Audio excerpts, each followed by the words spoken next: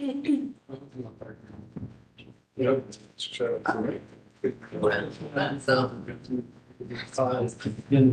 For live streaming, we've been told that we can live stream it or it's connected, so.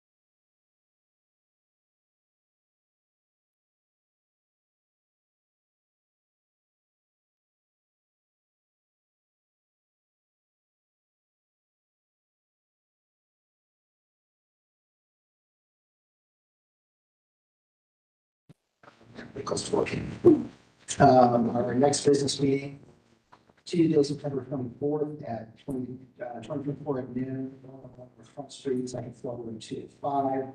Next month's hearing will be Tuesday, October 8th, 2024, at 4 p.m. on Front Street, second floor, room 204. We'll swear in staff. We'll raise your right hand, state your name for the record. Of course, Morgan Grant. And your promise to tell the truth, to the best of your ability, your testimony, this.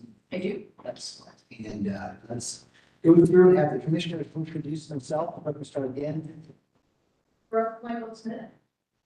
Sherry Porter. Tyler Trent. Jason Sue. Do we have a public forum today? We do not at this time. Okay, sounds good. So let's do approval, staff approvals, and let's start on page, what, Page 4. page 4, sounds good. Okay, we have a motion to approve staff approvals Assuming. and a second. All right, I will go through for abstentions, starting on page 4. I've got 1116 North High Street, 714 North Highway. Oh, is that it? That's it? Yes, and then there's the temporary murals that was moved to staff approval, and that's a couple properties on High Street in Hubbardale. Yes, we can read that long list down there. Yes. Okay, so any abstentions on any of that? Okay, so all in favor? Aye, opposed? Motion's carried. Motion carries. Okay, let's go back to the top. Approval of minutes from the last meeting, that would be August 13th, 2024. May I have a motion to approve? And second? Second. All in favor? Aye, opposed, and abstentions? Okay. It's our approved. What do you have to tell us today, staff, before we get into the applications? Not much, I will say the first application moved to staff approval at the business meeting, so we can just jump into the second application. Okay, COA 24001541041 Summit Street, do we have applicant here? Yes. Okay, great, you can come up to the left turn, have a seat, and we will get you sworn in.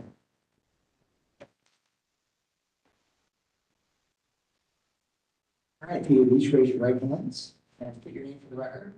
Adnan Asif. Matt Toddy? And you both promise to tell the truth in your testimony this happening. Yes. I do. Okay, so staff, we'll have them go back to you, and then we'll talk about it. Sounds good, Commissioner C. All right, proposed work description, this is for a variance recommendation. This is 3332.039 to allow for C3 commercial use food and beverage store for 3355.03. Staff analysis of this application is that in September business meeting, the commissioners made the following statements and recommendations. They asked the applicant about the food and beverage store. Applicant responded that it will be an elevated convenience store selling beer and wine. They recommended applicant look into the following, though the application is for change of use, consider reconfiguring the parking spots and to maybe remove the parking spots from the front of the building. Recommended softening the site by adding some additional landscaping. They recommended to maybe see if any of the 3 entry points can be closed for safety measures and flow of traffic. Checking with public service, and asked if they could supply a preliminary site plan for them to review. They also asked who owns the lot between Summit and Third, and stated that maybe the grass area could be moved in order to reconfigure the current parking. And they asked where the refuse would be located. The applicant has responded with the following. The parking layout is existing, but has been recently repaved and restriped. Applicant's assumption is that the repaving, restriping was approved by the city at the time of its completion.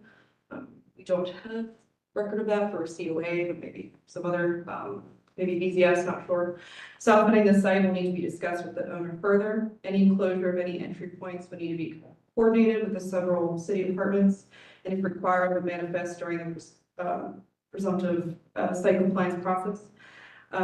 We're supplying a preliminary site compliance plan. This will be provided if required as a condition of the council variance. The two lots are owned by the same entity. The west lot is partially paved with grass and a large tree in the south half fronting 3rd Avenue. It is not recommended to reconfigure the parking on this parcel, as would require an additional curb cut on 3rd Avenue and the loss of a mature tree. Trash and zoning, compliance trash and closure will be added during the site compliance process. For staff recommendation, we recommend to continue the application to allow applicant time to look into providing the revised preliminary site plan of the parking area based on the commissioner feedback. Staff rec conditions, there are no conditions, apologies. Basis of staff rec is just short run design guidelines, parking lots, page 3.31. That's all for our staff report. Okay, we have for us today. Great. Well, thanks for the time this evening. Thanks, Morgan, for the staff review there. Basically, what we've got is an existing site, commercial structure on a site that is currently zoned residential.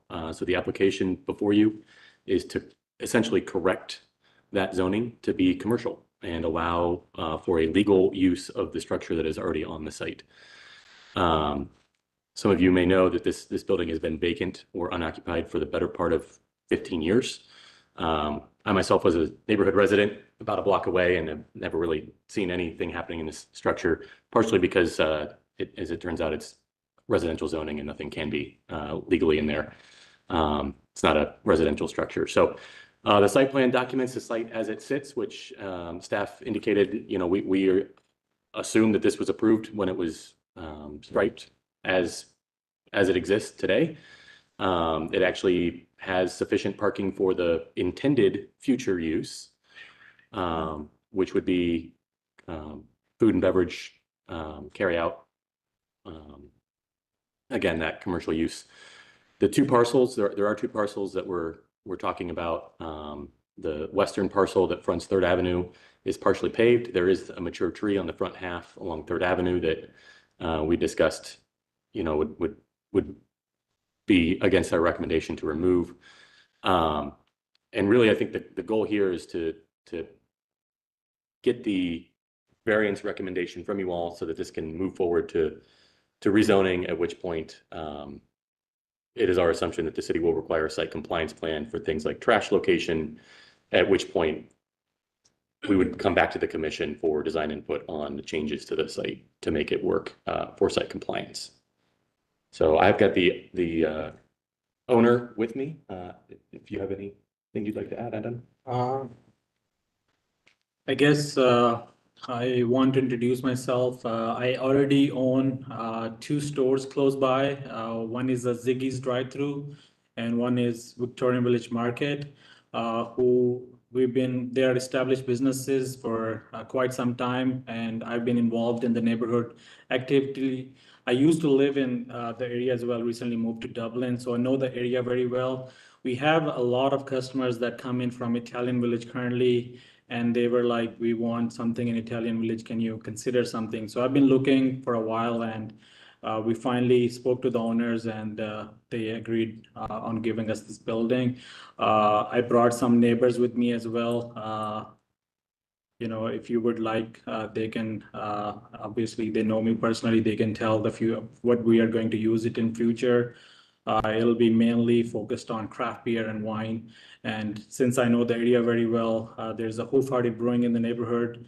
So I know that there's demand for the use that I'm trying to use it for. And, being in the neighborhood for a very long time, I go to the resident meetings and all that. So I know very well how to maintain the standards of the area, keep the area clean, make sure that, there is no problems, So if you guys have any questions, I'm willing to answer them.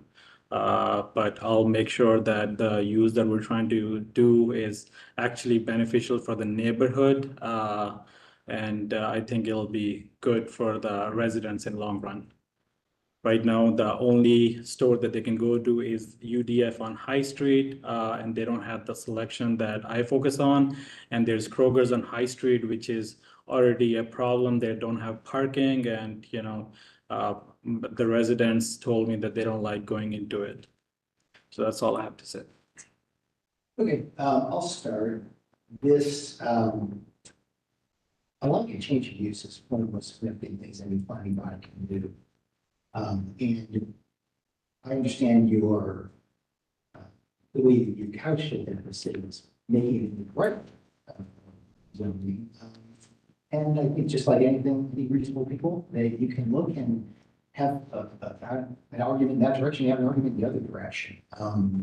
The street, as it currently is configured, has residential zoning that begins on the north side at Greenwood, which is a half block from Fifth, and then it is entirely residential until Second. So I think that the characterization that this is a homeless spot isn't really required. It could easily be converted to residential if someone wanted to do that. We've seen many, many adaptive reuse of buildings that were far more industrial than this one throughout the neighborhood. Now, you're kind of looking at people it's a major street, could be used for commercial use, and that's all fine. My take isn't that it can't ever be commercial. My take is that if we are going to make it commercial, and right now we have a perfectly reasonable volume of activity on that site that doesn't overburden the roadway network, even though I don't like the way the curb cuts are configured. I don't like the way that it's paved all the way to the edge. Converting this to another use, we have to consider all those changes that could happen. What could impact across the street? What could impact the traffic volumes, the way they go in and out of the site? What could be the pedestrian impacts? What could be the pedestrian impacts on the transit riders? For me to make a recommendation to change the use, I have to be satisfied on all those things. Because while it is vacant, I live in the neighborhood, I would love to have an easier place to run and get a bottle of wine or a snack. I've also been in the neighborhood for well over 15 years with it being vacant, and it's been okay. And the last thing I want to do is convert this to a use that burdens the neighborhood due to the fact that this site is not currently configured to allow the movement of pedestrians and vehicles in a safe way. The current configuration of the site is absolutely unacceptable to me with regards to the way you do parking. That is, first of all, I don't think we had approval for it. I think it was done in violation. Even if it was done in manner of valet, it should be heavily monitored by an individual that was paid by a company in order to specifically park those cars, not an ad hoc movement of individual customers coming in and out of the site.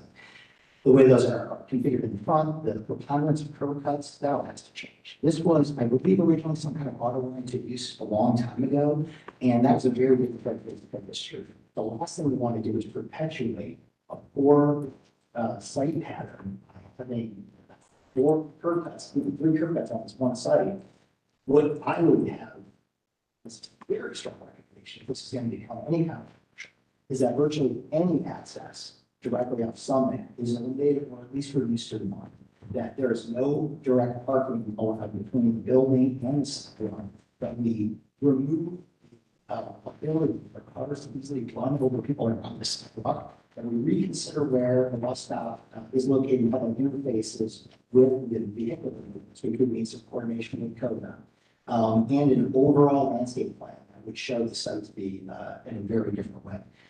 If a residential use, which is all the way up and down this entire street, is the preponderance of use, this has to blend into that avenue. This is a large commercial corridor with one residential zoning. It's a large residential corridor that just happens to have a building that could be used as commercial, or it could be used as residential. So from my perspective, you got a long road. And kicking that can to compliance review is not what we do as a commission, and does not make any good sense. That is absolutely not acceptable. And I will now be approving a change of use to see a site plan that addresses all those issues. The other thing I would say is we're going to need some very serious control about what can happen on the outside of a convenience store. I can't speak to what the commission or what the other areas feel about the operation of your other two stores. It's interesting. I was going to mention this as an example. I didn't know you operated this. The Victorian Village site, absolutely we do not want street-facing outdoor vending of things like gas canisters and ice machines. This thing is lit up like Christmas. It is so bright, and that's not something we want in the neighborhood. We don't want glaring lights all over the parking lot, as is the case at your other convenience store. It's just down the street. So we would want to limit all of that external impact that this could have. Right now, it doesn't have that. And sure, it's closed and it's okay as a residential use if someone wanted to go in there and use it as residential. So for me, it's a really long way from okay. Even though I think it would be great to have. I don't want to have it at the expense of that corner of me, what it looks like at the Victorian market for the next 10, 20, 30 years. That would be a disaster. And I think a lot of people would be coming to me saying, how could you ever improve that? It didn't work out. And these giant beer signs in the window and the whole thing, it's just, it's not additive to that corner. It's not additive to that residential. So that's my take. So those questions are. I think it made more, I think that was well said, and I don't need to. I feel very strongly that we have to see what the intentions of the changes are before I would be able to approve.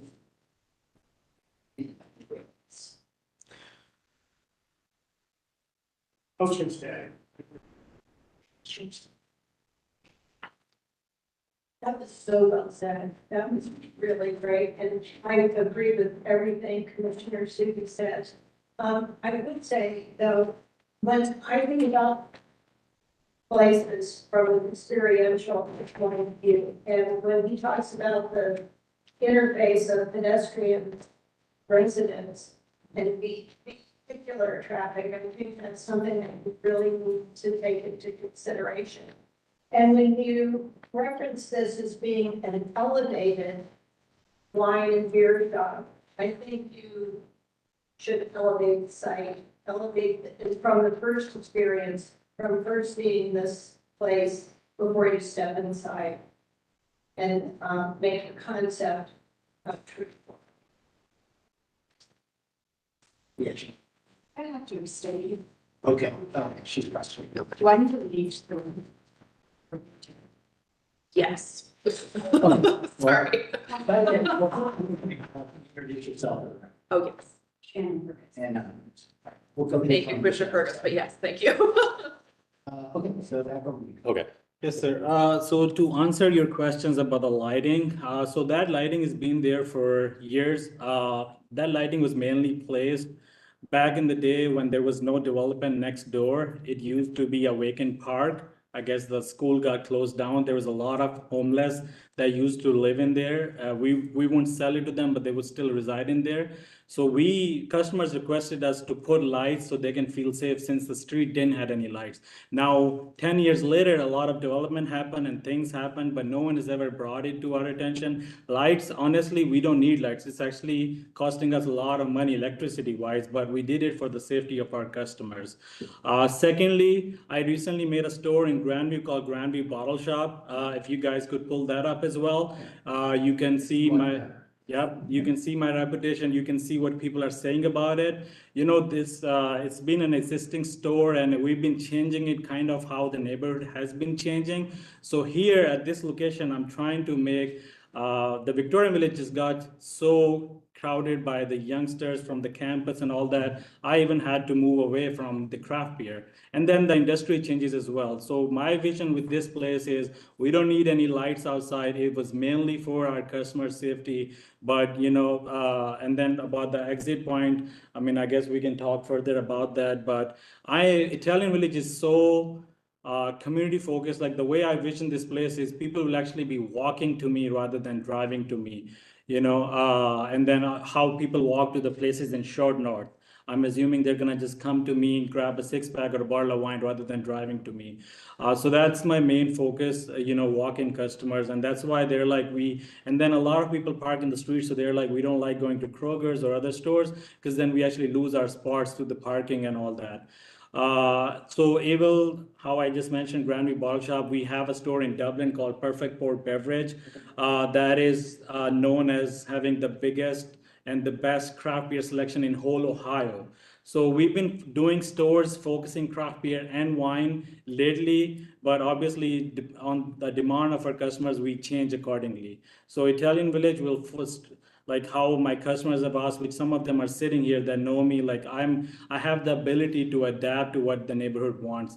And my vision for that place is strictly craft beer and wine. Yeah, that's great. Those are great comments, and I appreciate you giving us some other examples. The lights, yeah, that's fantastic. I think it's kind of overall approach that we would want to have you bring forward to us. Because right now, we just don't have any information.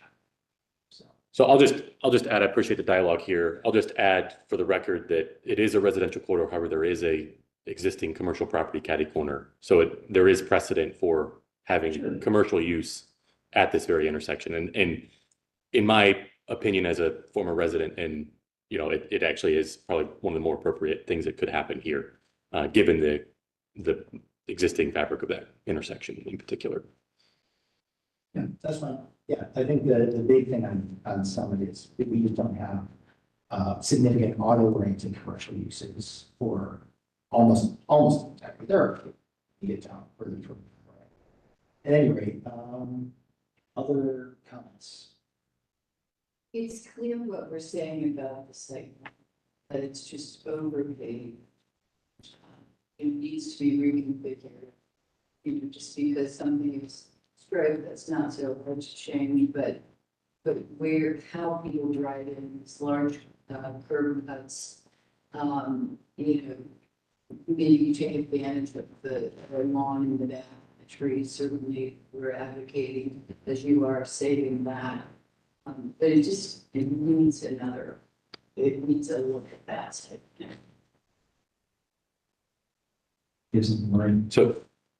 can I ask clarification? Because I think that's a fair point, because I don't know that it is clear. In the event that site compliance is a requirement that is down the road for this particular parcel, is what you're asking to see a site plan, and then we would have to come back and have you see it again during the site compliance process? I mean, if they didn't find it acceptable, sure. No, I mean, let's say we come back next month with a plan. We take your feedback, we come back with a plan, get your approval, and then we'd have to go through site compliance. That would then be subject to a second review by this commission. And if the plan didn't change. Yeah, if it still stays the same from what was approved, it might just need an updated stamp from us, and that's it. So it wouldn't have to come to the commission unless there were some major changes. Just that want we need to be crystal clear on process and Yeah. moving forward here. Yeah, I'm not saying there can't be a commercial use here. I think the important thing is I can't, in good conscience, just flip to a commercial use without remedying the issues that are currently on the site, which are negative, of which there are a lot. And so if we can remedy those, that can be great. And if with the examples that you're giving and the restrictions that you're willing to place on this with regard to the type of exterior, it's all exterior lighting, but the type and location of exterior lighting, the location of where the areas are going to be, that's the separation of vehiculars from pedestrians, the manner of signage and both all that. So, I mean, certainly it can be done. It's just a matter of can it be done so that's added to the community, which I think when the commercial space across the street is it was. Fortunately, it's not now. Hopefully, it will be here.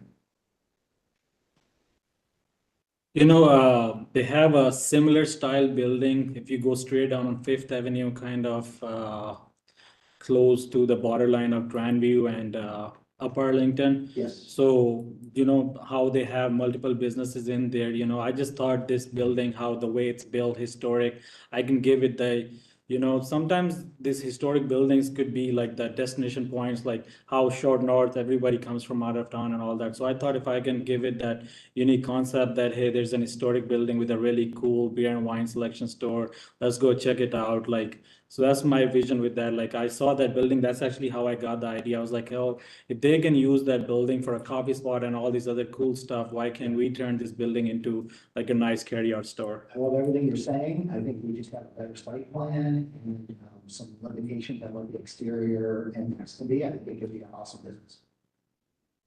Are you clear on what we're asking for this segment?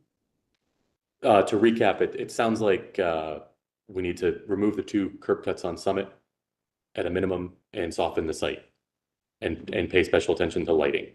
Yeah, I think really think about what happens between the building face and the sidewalk on something. I think that's the most important place to consider. You know, a drive through vehicular movement, the maximum. Maybe a one-way moving south. Yeah, nothing would probably do that. No, we're not able to, unfortunately. Happens either, so I can show you the few things that, this isn't exactly, these are just some of the ideas. When you look at this whole thing is asphalt. Mhm. There isn't any sidewalk in front of the building. There's nothing that says this is your way to the front door so that people can easily make their way to the front door, which is an important concept. And that can be done, you know, with pavement changes and that type of thing. And then having so many cars, I'm assuming one of these is the front door in there, that, you know, how do you get there? Because the cars are there. There's these large cuts. They're not even really curb cuts. They're just large, expansive areas where there is no curb. So you want to think about that. You probably have too many parking spaces, so it's not like you have to have this many and retain the ones that are on there. It looks as if there's more access and more what you call a curb cut, just free access on here. And then there's just no green across this whole front. There's not a tree, there's not shrubs, you know, the kind of things like your definition and explanation of what you're looking for is really nice, but this doesn't match that. So those are the kinds of things that for someone who does site plans. Any other questions you have for us? I don't think so. I believe we have some neighbors who are here. Not go through a process of putting a speaker. Yeah, speakers that would have been built out for them to speak at the meeting. We did, And that's at the front. those, are they available? I'm sorry, no agenda was shared for this, so the procedure was not clear on that. That's just a typical procedure. We have our speaker slips that we run still row. Yeah. Right. Yeah. Yeah, you can still fill them out and then it can be, I mean, typically it's for the application. It's normally given to the commissioner or to the chair before That's, the application is heard. yeah, that's okay. If anybody wants to fill one out, we just have to have a name for the record. So, yeah, I guess while we're waiting for that, I'm just looking through here. And I think these might be the last remaining curb cuts on Summit in all of the town village. Indeed, successfully. And just a reminder for the speaker slips that will be filled out, it's under 3 minutes. Yeah. To speak for the speakers.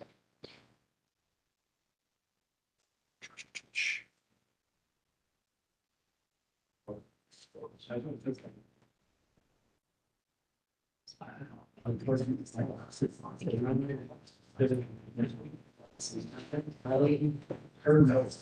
believe there might be a curb cut down at the last development south of First on the west side before you go over the viaduct, potentially. Those brick townhomes. Memorable. Is that an alley? It's a public access. It shares in all of those. Okay. Maybe it is, yeah. Exactly. Yeah. That was totally absurd. Okay.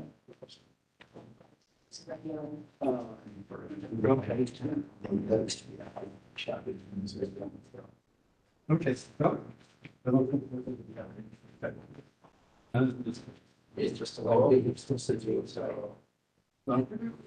Chase, this is bad. Switch to future question. He's doing exciting, okay, that's a great word. You guys can just wait, the chair will call you up. Speak. Okay, yeah, we just have the speaker come up. Sorry, I mean, when we were having, heard there's a lot of, There's been a lot of issues with regard to the technical aspects of the city Nobody's looking at the post. service in ways. So I will just steal this from you guys real quick. I'll bring it back. You have plans of it is I will put you on the side. It What's that? ships this. Oh, It's mostly my Very good, guys. is that. Yeah, so just sort of, it's been a lot of, we have a more robust I don't mind people. ability to provide information as well. City, yeah, we're a little limited in our ability. So I didn't get it. So normally this would happen before the application, we're just gonna do it afterward. And can you tell me what your name is? Leanna. Okay, Lane, got you. So got got your address. So you have 3 minutes, up to 3 minutes. You don't have to take them all. Staff will time you. We're not gonna be like crazy rigid about it, but get the 3, just kind of wrap it up. We appreciate it. So over to you. So my name's Leanna. I moved to Columbus about 8 years ago. And when I first moved to the short north, what I really missed is a corner store. And luckily there was Victoria Village, and his father, his family, they're just the sweetest people. So when he brought up this idea, because now I live in Italian Village, and I miss going to this place, just that friendly smile. And having a few words can brighten up your day, or even if you're like, I don't have time to get a coffee, they have better selection of coffees there, and it's something that's accessible to us, and I miss that in Italian Village.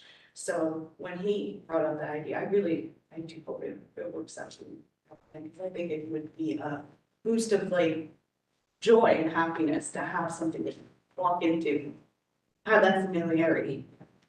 So that's all I have to say. Great, we really appreciate it. Thank you. Thanks for coming in and talking. Okay, Laura. And same rules for you, Laura. Fresh 3 minutes. So my name is Laura Cook. I live in. Oh, I'm sorry, I didn't Okay. read your right there.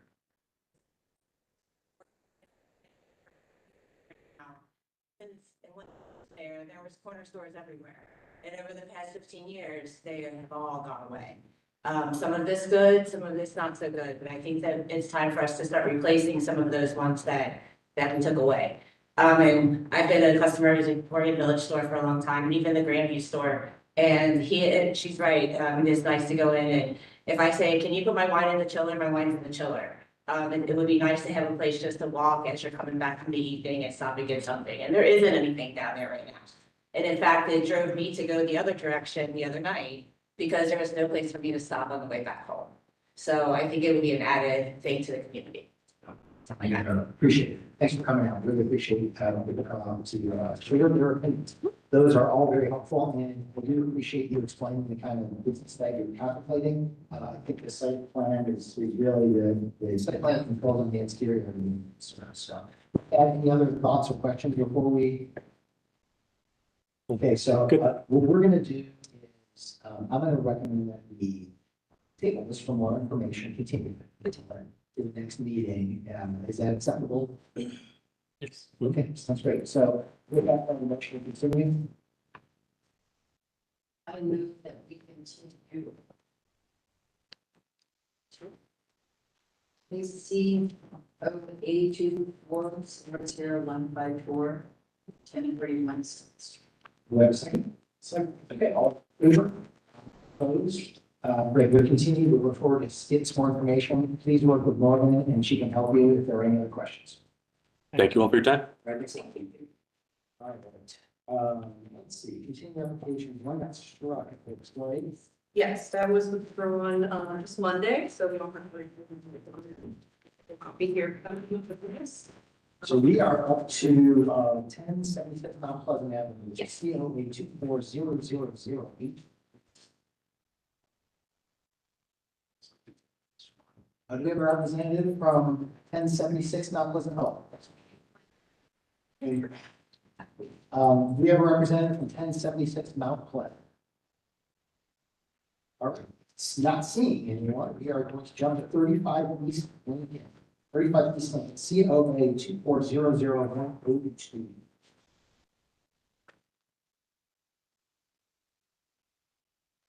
Up here, we'll get you sworn in.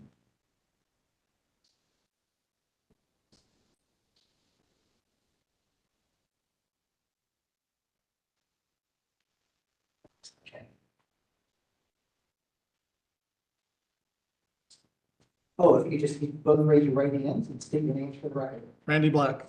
Mr. See you coming up here. John Ingwerson. And you both promise to tell the truth, that's your ability. I do. Geez, welcome. It's been a while.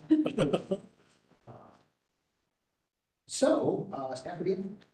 I'm reading the stuff, but a proposed work description for this property. This is window replacement of the existing windows with Pella Reserve aluminum clad wood 2/2, match existing, color to be black. Replace crawl space windows with Pella Reserve aluminum clad wood 2 light fixed window, color to be black as well. Infill original second entry door on front facade with brick. Infill second entry door with brick. Rear entry door. Replace the existing entry door and rear door with new doors, white. This has already been done. Install 3/4 light white storm doors and restore rebuild brick facade for this property. Staff analysis, application is response to a code violation. Code violation was submitted on 5/23/2024 for the unapproved infill of 2 doorways. Property historically had 2 entry doors on the front porch prior to application submittal. Typically, if an owner or applicant wishes to abandon an entry door on a property, we recommend that the door remains within the opening and becomes fixed. The entry is then to be closed off from the interior with the brick or the back side of the drywall to be painted black if that has a glazed window in the door. We do not recommend or permit infill of original doorways with brick. As stated in the Architecture Review Commission guideline amendments in 2005, door openings may not be filled in or altered to accommodate larger or smaller replacement doors. Additionally, the original opening is part of the home's hall and parlor entry design and is character defining feature of the property. Following is taken from August 13th, 2024, Italian Village Commission meeting minutes.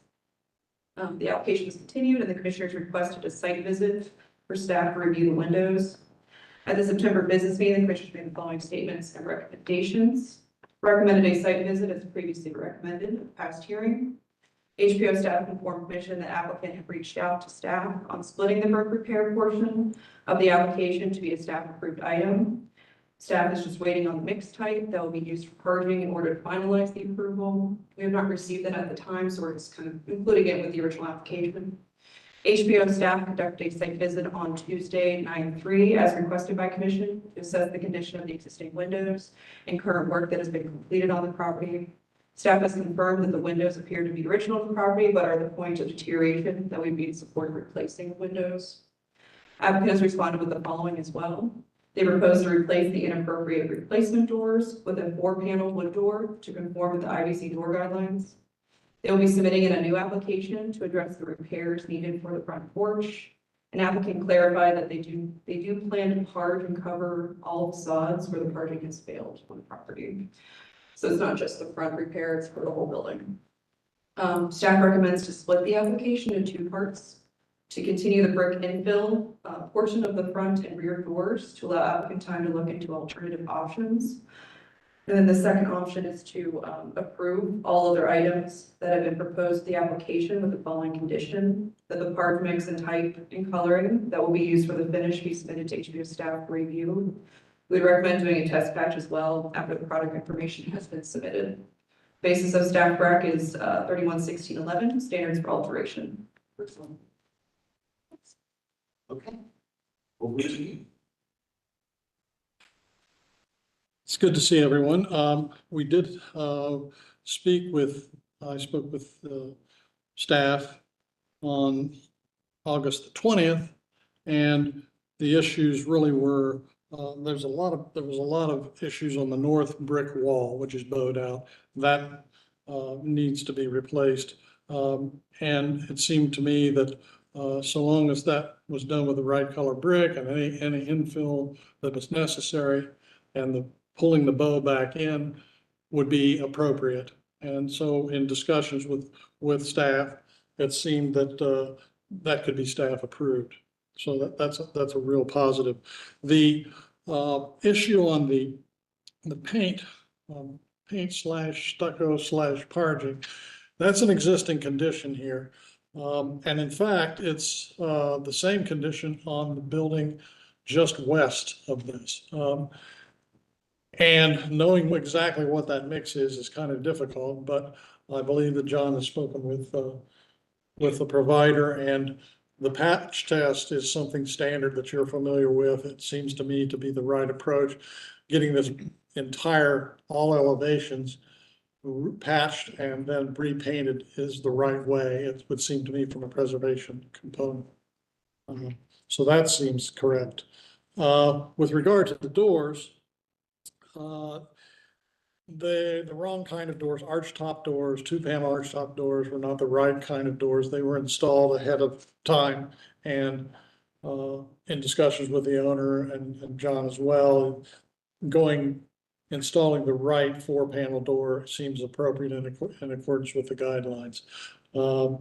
It's been a standard behavior over the many years where parlor doors existed with a common entry and then a formal entry.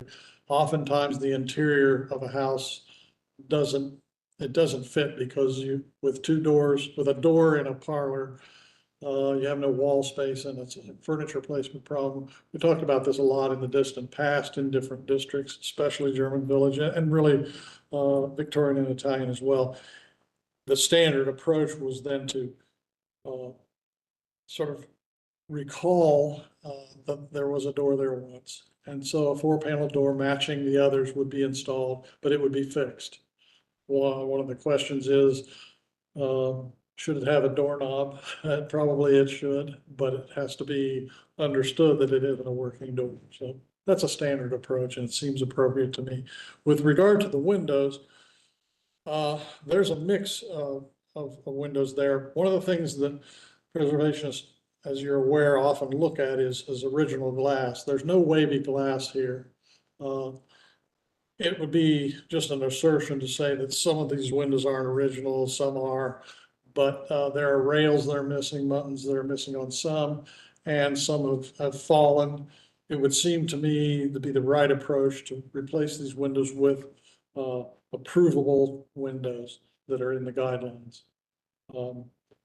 If these windows had wavy glass, a lot of original glass, and if all of them were matching one another and reaching 80 to 100 years old, that's a kind of different story. But here, I just don't think that's the case. So it would seem to me appropriate to go forward with the switching out.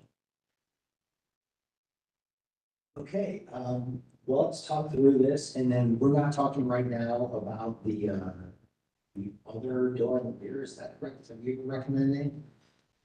No, our recommendation was to, we agree with the 4-panel replacement. Since we have not heard what the solution would be for the infill, we were just recommending to continue that. If that is, of course, to put doors in those locations, we would, of course, be in agreement with that. So maybe that could just be some of that. You establish better. Yeah, just that information, the door specifications too, we would need that for final review as well. Just as clarification though, in the case of the parlor door entries, we're thinking about pulling all the brick out and setting a working door in there or a jamb in there. It seemed to me to be unnecessary and probably not even appropriate constructurally. It's not necessary. That it would be a problem if and you've seen this, I'm sure, in the past, if the insert for the brick was flush with the outside wall, but it's not. So you've got enough depth to look as though it's a working or was a working door. Real quick, just on that note, if the commission doesn't mind, would the transom be installed as well? Yeah. Perhaps, or just be the door? Yeah. As a whole? The whole component in all cases. Okay. Sorry. I don't have any issues with that. I think that we could kind of, approve the windows and then for the infill, approve the condition of staff, so. I would agree with that. Just have one question. Like, you think how would it cause the brick to feel like that? That it's almost like there's probably Well, structurally that, I mean, it's kind of rare, but, as a matter of fact, I can think of a building in the Italian Village many years ago I worked on where the exact same thing happened. And it's a structural issue. It's often related to foundation problems where a foundation is sinking and a wall can let go. It can have to do with how the wall's tied into the upper rafters. And might want to add something, but there's a lot of reasons for that. One of the examples that you may have seen in your travels is old single rooms, schoolhouses that were brick often had that problem, have had that problem. It's just time and maintenance and failure of interior wooden framing structures. It's not that rare. And when you see a building that has a large metal star or round metal discs that are pulling it back together with cable, that's common. That's happened a lot in the Brewery District, and it's not unique really to it's everywhere, really, but fairly rare. And one other thing I wasn't totally sure about is, will there be any areas that aren't large? It looks like the entrance is or will the building? My advice and my recommendation is that everything should be cars, because that would be in keeping with trying to keep a universal view on all elevations. I can't answer why the porch wasn't parred. Maybe it was and partially stripped at some point in the distant past. I really don't know.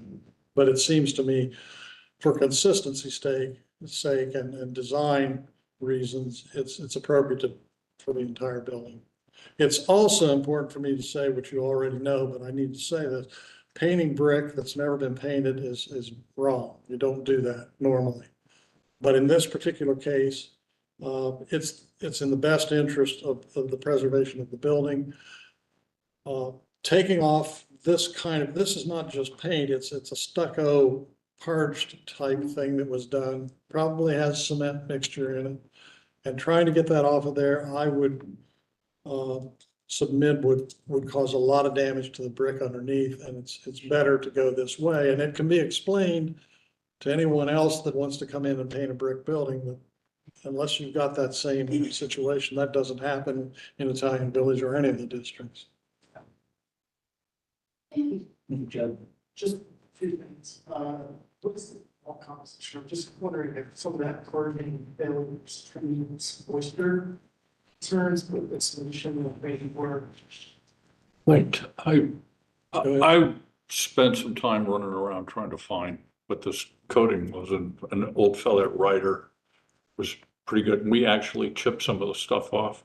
Some of the bricks have been painted under the porch, but it's we're gonna try it, but it's a 6-bag, what they call a 6-bag mix, 300 pounds of silica sand and a bag of cement, white cement, and a bag of lime and some Thoraceal mixture the day before. And we're gonna do a test panel and see if it works. But the building was also let go. I mean, it had a deteriorated roof. There's probably water problems in that wall.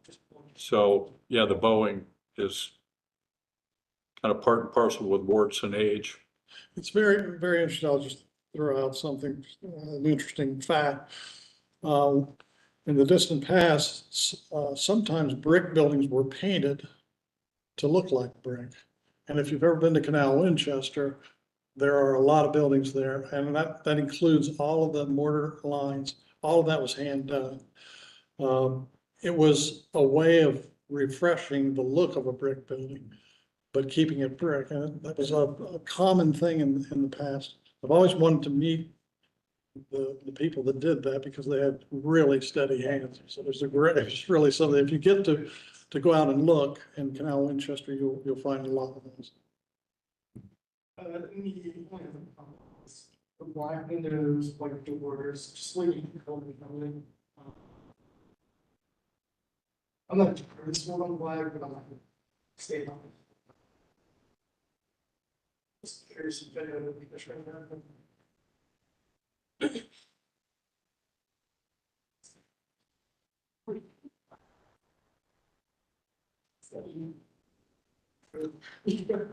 Yeah, but What you're saying about black, I think that's kind of a popular thing with trim these days.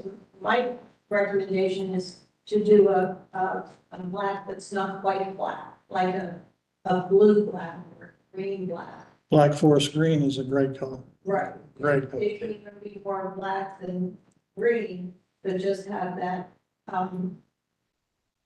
level of a tint to it so that you can capture the blue or the green or. I recommended it for the Pizzuti Museum fencing, and all that is black forest green. Take a look at that. It's a good, it's quite nice. yeah, it's nice. It is. I don't think there'd be any issue Done. with that at all. Would you want to see, if not black, then could submit the final trim color to staff. You know, the possible.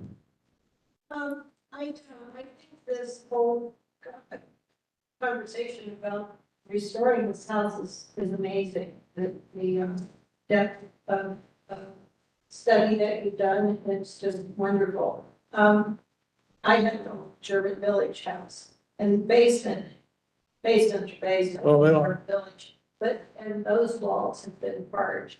And up to the line of the ground level, all that barging has fallen off. Let go. And then it's just the old rubble walls, but, that has to be, obviously, is moisture, so I think your assessment that maybe even the roof, needing to be replaced and moisture getting behind that, has something to do with the bargings falling. Right.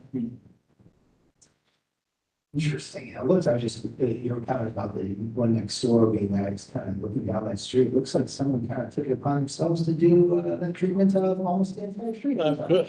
I wonder who at the same time, but one person just thought, like, I like that. It would have been better if they'd done the faux brick with the lining. That would have been a lot better. Maybe it was one. Could have been. Interesting.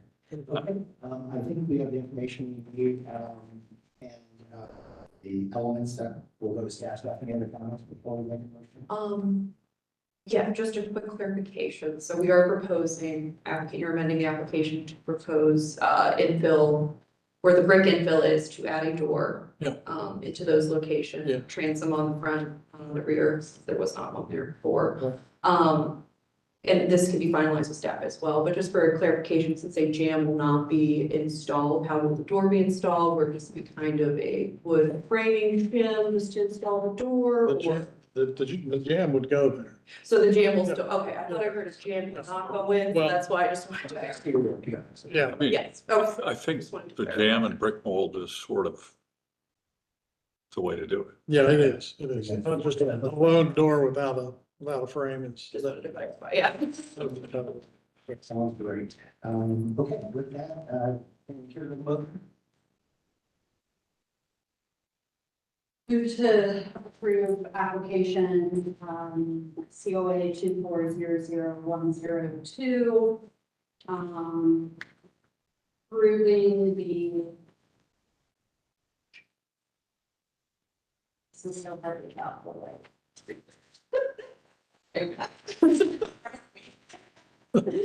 Oh, I didn't do this right. Okay, yeah,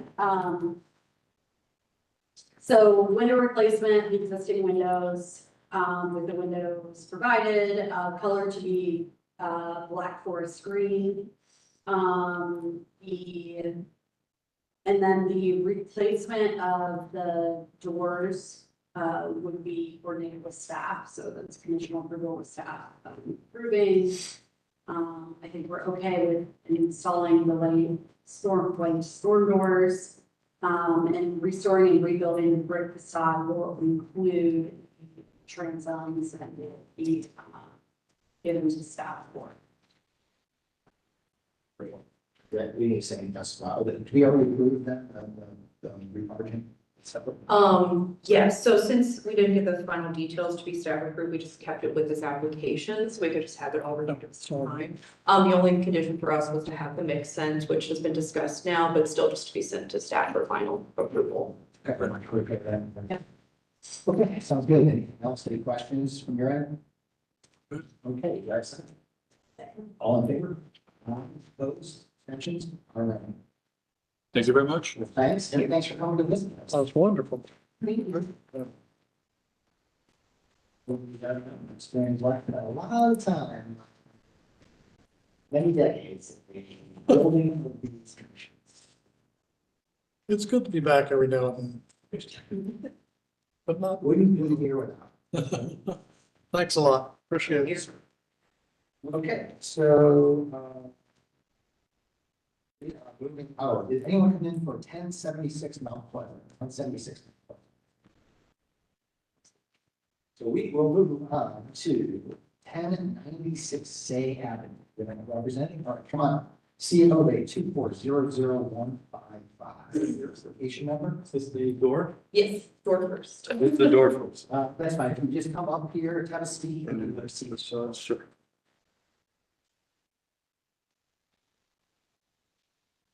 Then if you raise your right hand, and state your name for the record, Andrew Kaufman? Chase Antle. and you must tell the truth, your testimony, the best of your abilities. Yes. Excellent. Staff review.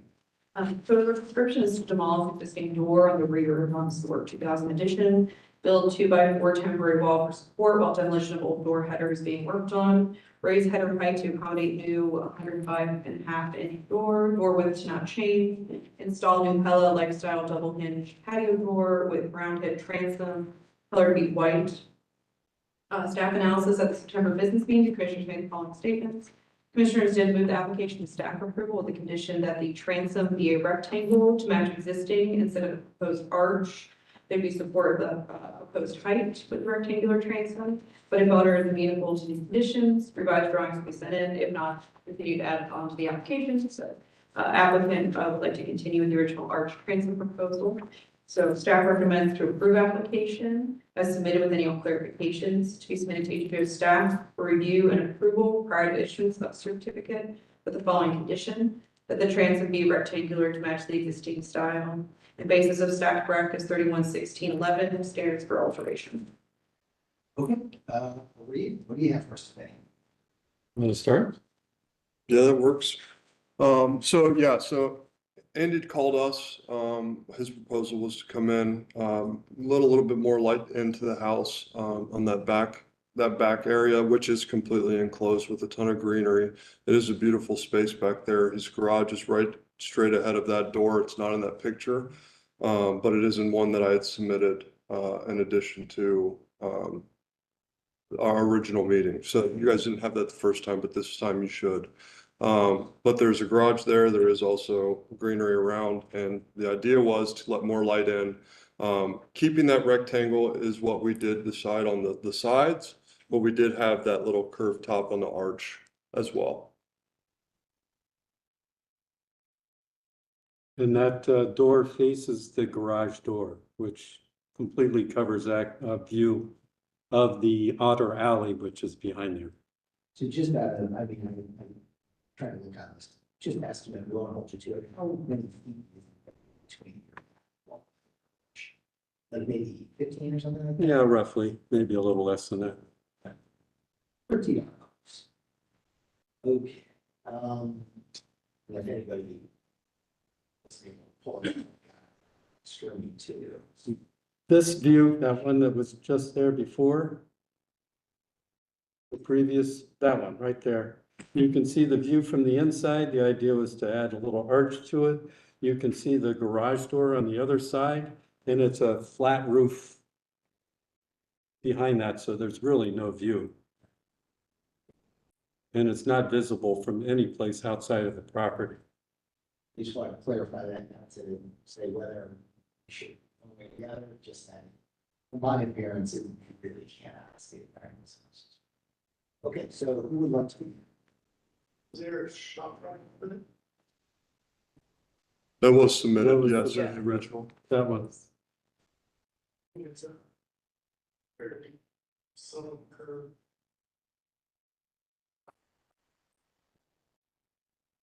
It's a difference of 6 inches from the sides to the top. One thing that we have to be aware of is when we approve, one project that, that sets a precedent for approving another. And it's my opinion is that I don't think that it's in keeping with the historic house and what you said, it's very small difference, so it's not really giving him that much more light. So it's not, I think, just, or is somebody gonna see this from the backyard? It's also for when you sell the house. People are very interested in historic houses and historic styles and you know, the character and stuff. A rectangle, and not large, it's the large. That's it. So this is also additionally very big for 2000, yeah, or 2000. So it's a new addition. And if you look back at that picture from before, from the inside, you can see that it's a great room, which is not in keeping with the traditional Italian village. So this is really only making a modification to the addition. So I just keep going. Okay. Bring it back. Robert? My sense is that the curve is kind of in conflict with the slope of the roof a little bit, and I know this is the back of the house. Also, the transom, as it's shown here, is way out of proportion to the height of the door. I think what's existing feels right, feels more, in scale wise, it feels better with the size of the door. If the door were taller and could lessen the height of the transom, that might work, but we have to see what, and I'm assuming that's a 7-foot door or 6'8". It's 6'8". And then what would be the height of transom as it's indicated here? So that one is on the measurement of the drawings. So the total height of the unit, the door height would be 81.5 inches, which is a standard A2. And then the actual height of the round top transom, short side will be 18 inches. And then to the top with the round would be 24. So total 99.5 inches. In that instance, yes, yes. The total height of the unit would be 99.5 inches. This one existing is, The black lines that are straight, not curved. so those are drawings for what the actual work for the header change would be. The drawings to show exactly where the headers and where the jack studs would be during installation. What's that? Yeah, that's the rough. That would be the new, correct. Yes, that would be the new.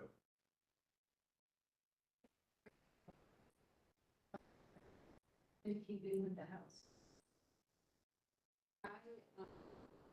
I think that, I'm not worried about the height of the transom. I think we get more light, just do 24 inches all across, so like bring the rectangle to the highest point of your round and just make it a rectangle from there, which would actually give you more weight. Here, but I agree with you, it needs to stay a rectangle. I don't understand. I'm sorry? Which way does it face? North. It's the back of the house, and we can see. I would posit that double doors leading onto the backyard are not at all in keeping with the traditional nature of our village again. So we're not gonna tell people they can't put double doors up their great rooms to go in their backyard. So I think that should fail. I think it's not non-traditional. So. Yeah, I guess one is it's just based on a 2000. Yeah. It's not a historic. But that's just me. Yeah, but I feel strong, I did. Yeah, it's like, I don't feel strongly enough to.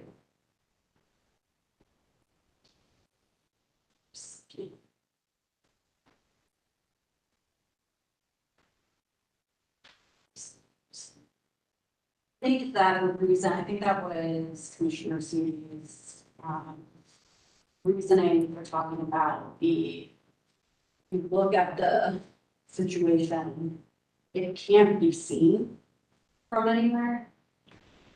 Even if the landscaping was removed on the sides, it still wouldn't be able to be seen by neighbors.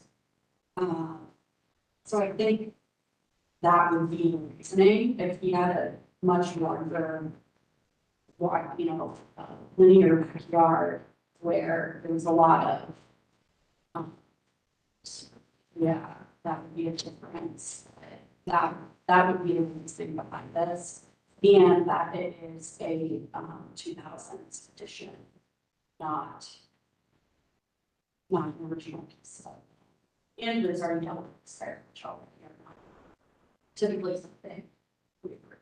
So I think that covers us. And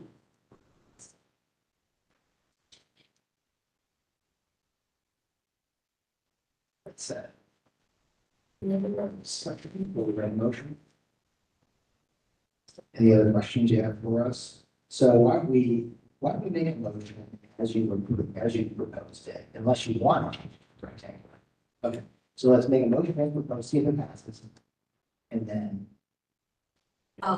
Before we do that, I would maybe just make the recommendation kind of going through each commission, or each commissioner, I'm listening, each commissioner, seeing where their vote will lie before we maybe make a motion, because of course, if it does not pass, then it is, that will be a denial.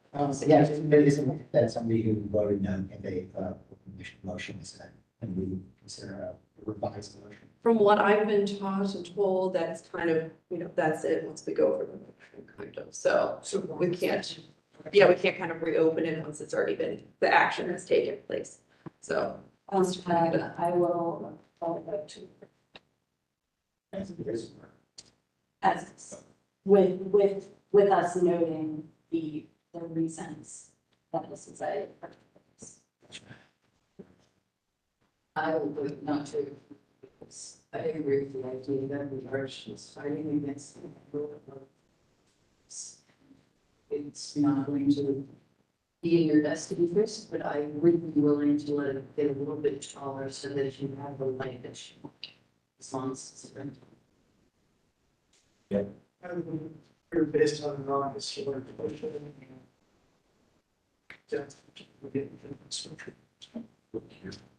I would vote not to approve based on the, interaction with the slope of the roof and the arch, the transit. Yeah, all valid points, I'm okay with it, these, considerations that are, and Joe mentioned, so we think we can go ahead with the motion to approve. Move to approve COA 400155. Noting the site layout as described in the comments.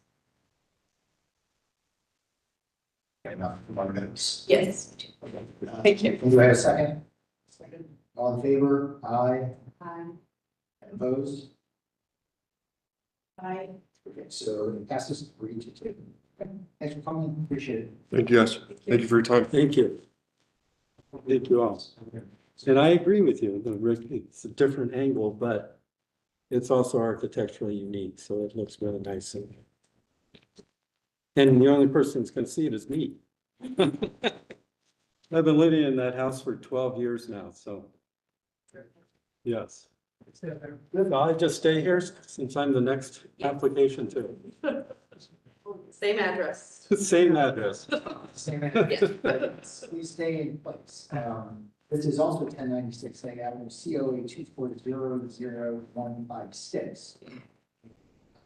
Swearing another person, and if you state your name for the record, you're already good for the whole that. Oh. So, if you state your name for the record. Matt Jackson. Any promise, with your hand up to tell you the truth, and, that's your beliefs.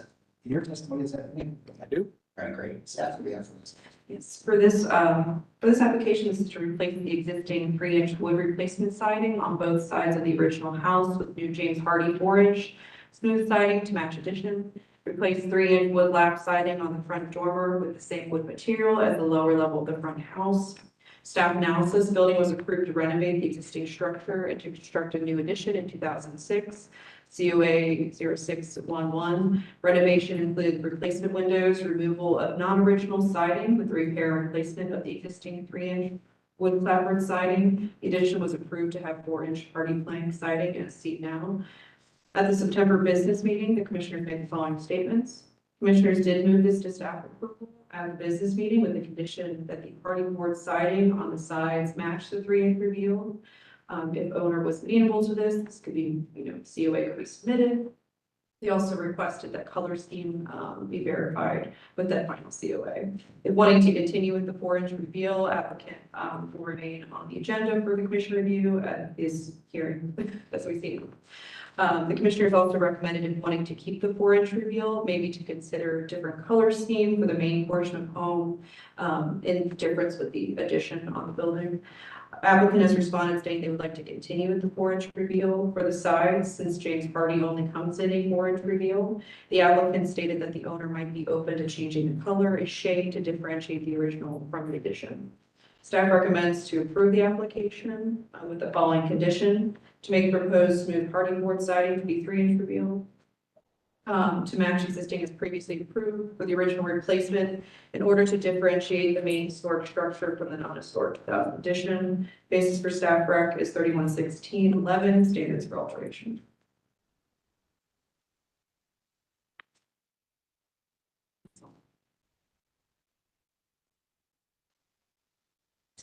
Okay, we have first thing. Well, the original structure, both sides of the house, the wood's rotting, does need replaced. So, the James Hardy 4-inch reveal, which we got approved before, actually the next door neighbor, it's a better option when it comes to the quality, the longevity. And it's just, you won't have the wood rot down the road. That's why we want to change the sides. We do want to keep the front of the house on the same, product as the original product, because it is the front, it is the, a good view from the street is what you see. So the gable is what we're fixing up top. It is kind of rotting away. So we are going to replace it with the same like material to fix that. Both sides of the house, very hard to view from the street. They're really close to both houses next to them.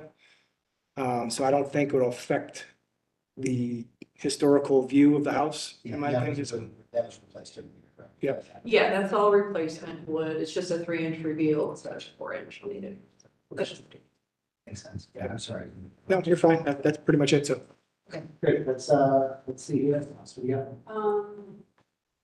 We recently, there's one product that does come in free and what is that called again? I'm assuming it's the portal, since that's just another product that we do see. Yeah, so the portal siding comes in a 3-inch wall. It comes in the Dutch lap, Yeah. just like that. It's a cement. So that, I think I'd like to see that explored first. But at the same time, I think unfortunately, I think 2 meetings ago, we approved a 4-inch reveal over replacement with siding. 1096. At 1096, say. Well, this is 1090. No, not 1098. I'm sorry, 1098. Say. 1098, but then last month you did 1094, you approved that one. Yeah, we keep approving years. So both next door neighbors have hardy board, 4-inch reveal. I mean, I just don't want to replace it with wood. I mean, I understand the Boro, but James Hardy is just a much better product, all around. I mean, it's looks natural, looks nice. I mean, that's why I think you originally approved it down in Italian Village originally, because of how it looked. And we do the 4-inch reveal to help keep the similar look to what you want, I think so. Just for, if staff could make a comment on that. The reasoning for this application is it just was intentionally done when it was first remodeled to have that 3-inch with a 4-inch. So that's why we're just kind of keeping in line with that proposal in 2006. Other situations, yeah, we have been in support of that replacement just because of the deterioration of the replacement wood. But since there was the intention of 2006 for that differentiation, we're just trying to keep it in line with that. And one big reason we want to keep the front of the house exactly the same, because that is what, you know, you can view from the street. So I would be interested in, a compromise of painting the addition, a different color than the rest of the house, which probably should have been done originally anyways. So you could use the, 4-inch hardy as we allow that. So we have, been asking folks to differentiate the addition. And that would be kind of the condition that the 4-inch. So something being considered. Possible. I prefer not to, but it's possible. The garage would also have to be painted the same color as the addition. So it's just the front of the house you're talking about?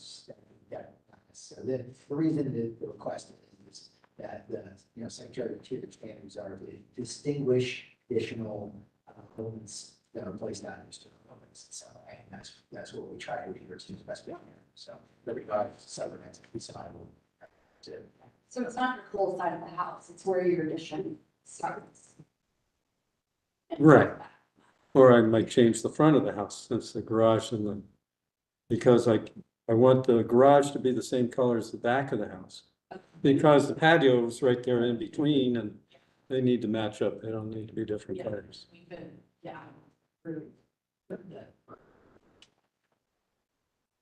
Or the, wait, for the house.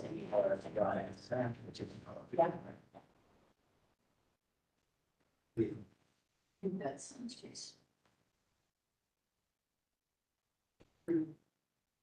So has staff done a site visit? no, we haven't done a site visit. We're just going off our past records of, it's approved in 2006. And it was, full replacement for the main house for that the 3-inch reveal, on those elevations, On on the main house elevation. in 2006, there was a site visit, and it was determined that there was enough bad original wood that it could be, that it should be replaced. That I don't know if there was a site visit conducted at that time. We've made people jump through so many hoops to determine how much of the existing wood on their homes is deemed to be worthy of replacement, and not to do that here, I think, is not fair to the structure. Just to be clear, this is all wood replacement. You know that, right? Yes, we have record of it. The other properties, we didn't have full record of it. There was full replacement on the homes. So that's why we've also conducted the site visits on those. But that can always be a recommendation for this one as well. So we've allowed them to replace replacement wood with hardy, but if it's original wood, that's something that they. And this is replacement wood. From what the COA has said and what we could see from the photos, it does appear so. But we can always conduct a site visit just to verify. But the front of the house is not being replaced. Can you see? That is correct. So the front gable, Just the front gable at the top is, has some leaks in it, so he's repairing that. the lower level area That's- is kind of covered, In, so it's in very within good time. shape. That you can kind of tell just from that picture how bad of shape that gable is in. So we're actually replacing that with the original material to match. To match exactly. lower.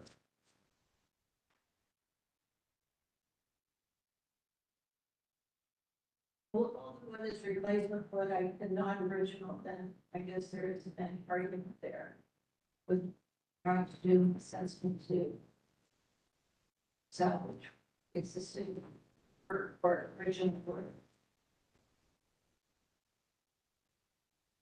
I think the change paint color to distinguish existing or original to the addition is kind of bulky, but if that is the only solution, then I think the front of the house is not going to change at all. It's going to be all original. Like I said, the sides, it's very hard to tell from the street, the change. I mean, we're not, so the loading. Maybe there's some sort of a board or something. Separates the addition from the original house. Very. Oh, that first side, top picture over there? Is it contiguous wall or is there? No, I think it's, if you No, you can tell the difference. Here you can see see the wall, yeah. you can see the wall where it changes.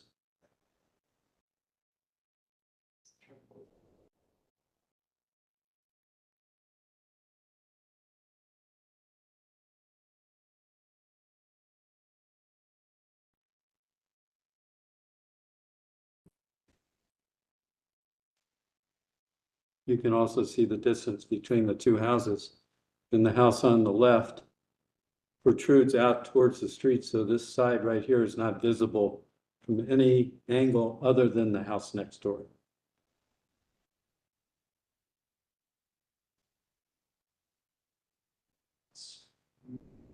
You feel a little bit easier.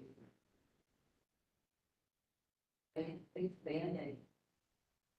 But I don't know what the solution would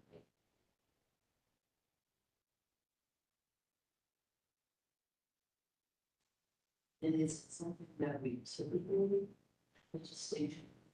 Let me try this. Oh, it's see, but it's go.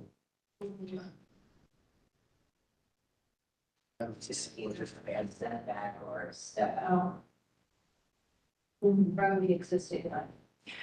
Yeah, normally when we have addition for proposal now, of course, it's the step back or reveal corner and stuff to show that differentiation, but when this was approved, that wasn't considered, I guess, and then approved. Your group said it's like five, two, six, I don't know. See if you. Sort of saying that's yeah. Okay, so I think we need to move out here. We're on page together. So, where are we in this? We paint the whole zone. It's part of my machine. Give it a shot. Move to approve application COA 240156 with the condition that the addition be different paint color than the original home. The garage, it needed to be painted because of this structure, we need to match the color. The addition is painted and the paint color needs to be coordinated by staff. And it's 4-inch fittings are to be smooth and then replacing 3-inch with that off. Correct.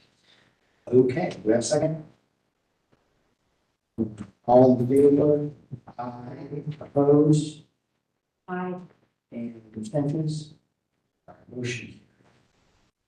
Okay, thanks a lot. I think that is the end of your run of applications. Thank you. Good luck. Thank you very much for your time. I'm not sure if anybody came in for 1076 Mount Pleasant. Nope, but, all right, so we'll keep it. 718 North 4th Street, COA 24001.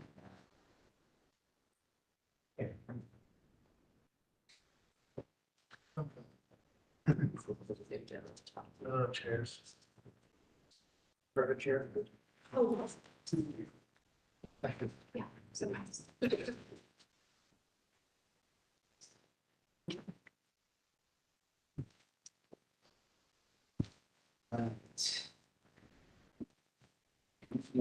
Yeah, you still need to swear. So you go down the road, raise your right hand, and state your name for the record, Matt Negron. Peter Scott. Rob Harris. and you can start your testimony, best of your abilities. Yes. Yes. Yes. Okay. So this is proposed work description. There's 3 items here. One is the site plan change to remove North 6th Street connector from under I-670 from the original approved site plans for variances under IV 22-12-019. Light and signage, install 6 different light fixtures for the phase 10 property, and designate 7 locations for future arch installation.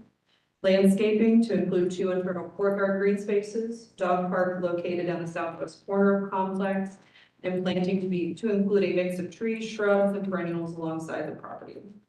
Site plan was previously approved under the variance recommendation December 2022 to have a road connection from North Sixth Street to North Fourth Street. Maintaining that connection was an important reason for the commission to recommend the variances and to approve the design. Design was approved in October 2023 with final approval pending submission and approval of landscaping, lighting, signage, and graphics. At the September business meeting, commissioners made the following statements.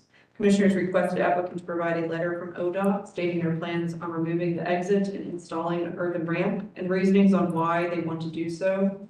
They asked staff to include emails that were submitted to the materials. Commissioners stated that the removing of underpass is nowhere near acceptable. Stated that this needs to be a neighborhood process and involvement to include the local societies in this notice and discussion. Landscaping and site plan revision will need to be discussed further at the hearing. Staff recommends to split the application into two parts. To continue the site plan change until further information is provided on the earthen ramp and the need to remove that road connection for information on that to be provided. And then to approve the proposed landscaping, lighting, and graphic art locations with the following conditions. With the final art material and installation method to return to commission for final approval. To install natural grass instead of synthetic turf for the interior courtyard and dog park. Fencing design to be more in line with the IBC guidelines, as well as to clarify the material, and clarification on the height of garage screening within the dog park. Basis of staff rec is short-order design guidelines, site work and landscaping, murals, public art, and then 31-16-13 standard for site improvements. And that's all. Since we have an architect here, we'd like to start with the lighting, signage and graphics. And then we'll go to our landscape architect and then we'll address the site. Okay. Because that'll be Matt and I on that. Sounds good. So if you want to start with lighting. Sure. So we've submitted examples of the light fixtures and locations on the exterior facade based on your request and the process of approval. Each light fixture is a specific design to address a certain condition on the facade. Some of those are for at the entry levels and entry areas where we have a linear light fixture that is under the canopy. Some of the lights are exterior wash lights up and down that kind of light up the brick between windows. And some of the lights are related to a linear strip light that is there to highlight the artwork, specifically in this elevation on it's in the northeast corner of the building, which is really the elevator shaft that we are providing an art panel on it and providing some illumination on that to give the building some characteristic at that corner. Each of the lights is scaled and sized and colored appropriately for the material that it's sitting on, so that it provides light wash but not high contrast on the material that it's sitting on. Any specific questions about a specific light or location, be happy to answer. Let's stop there. Thoughts, ideas? I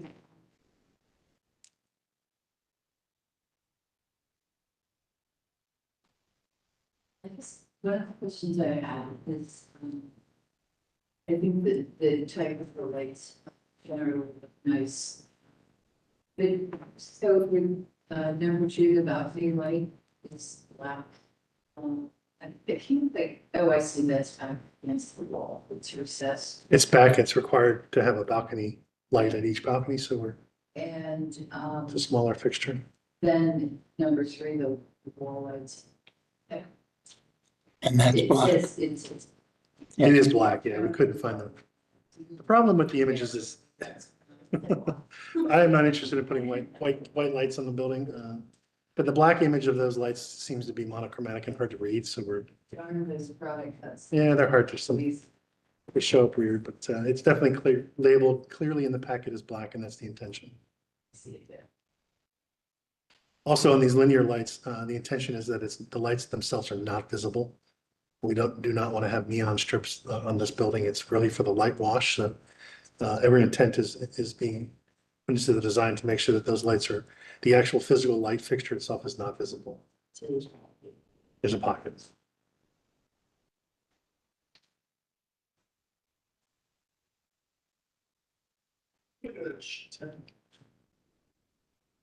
Sheet 10. Commissioner Burning, what you?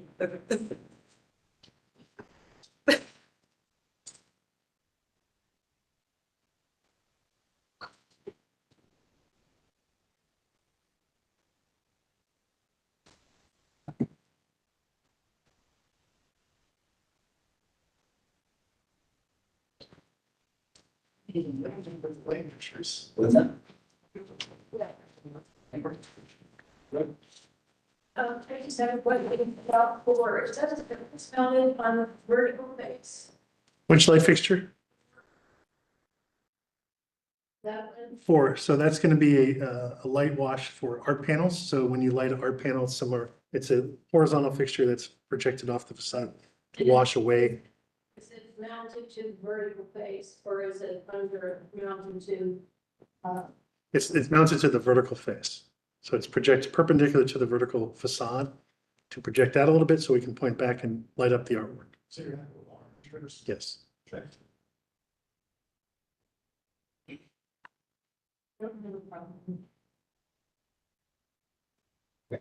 it's something. Yeah, with any comments?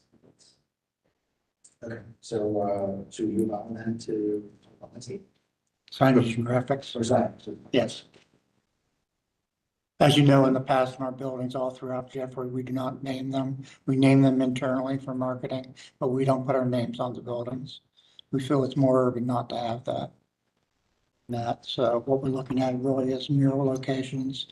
And we'll have basic like exit signs, stuff like that on the doors, but Okay, nothing complex. yeah, so I don't believe, that's just, for staff approved, it's just.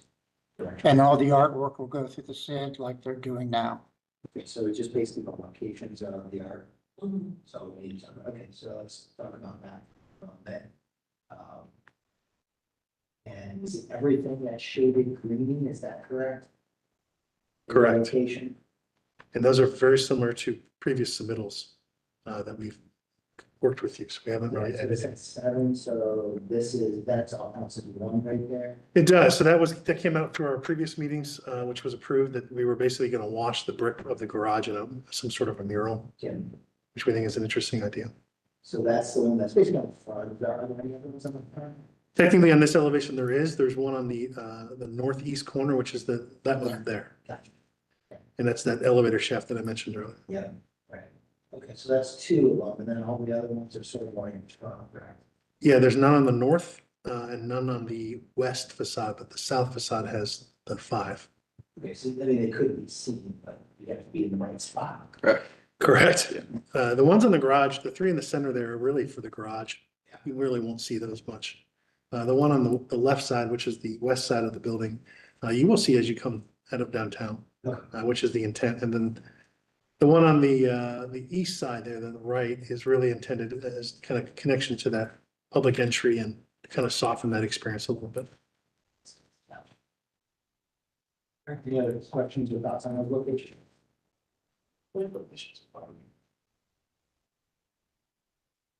It just says, I think just for the record, as they stated that we, through that process, ongoing process. But the short.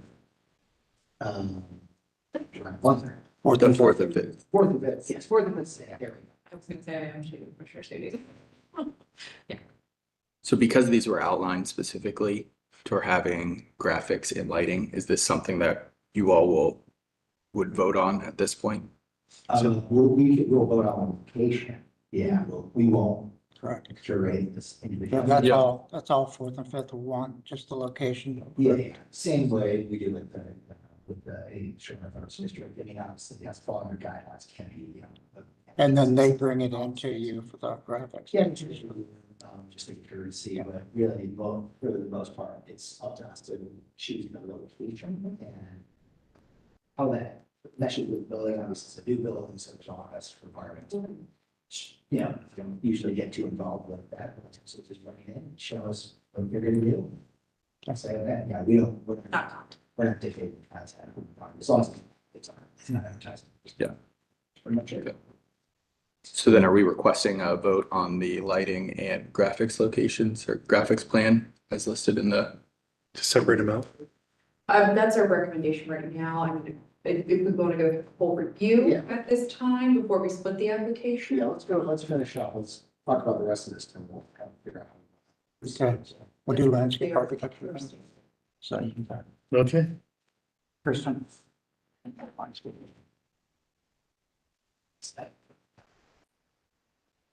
Thanks for coming. And let's get you sworn in. You will raise your right hand, state your name for the record, Christian Hasenfratz. and you promise to tell the truth, your testimony, but your belief that it. I do. Okay, so over to you, both.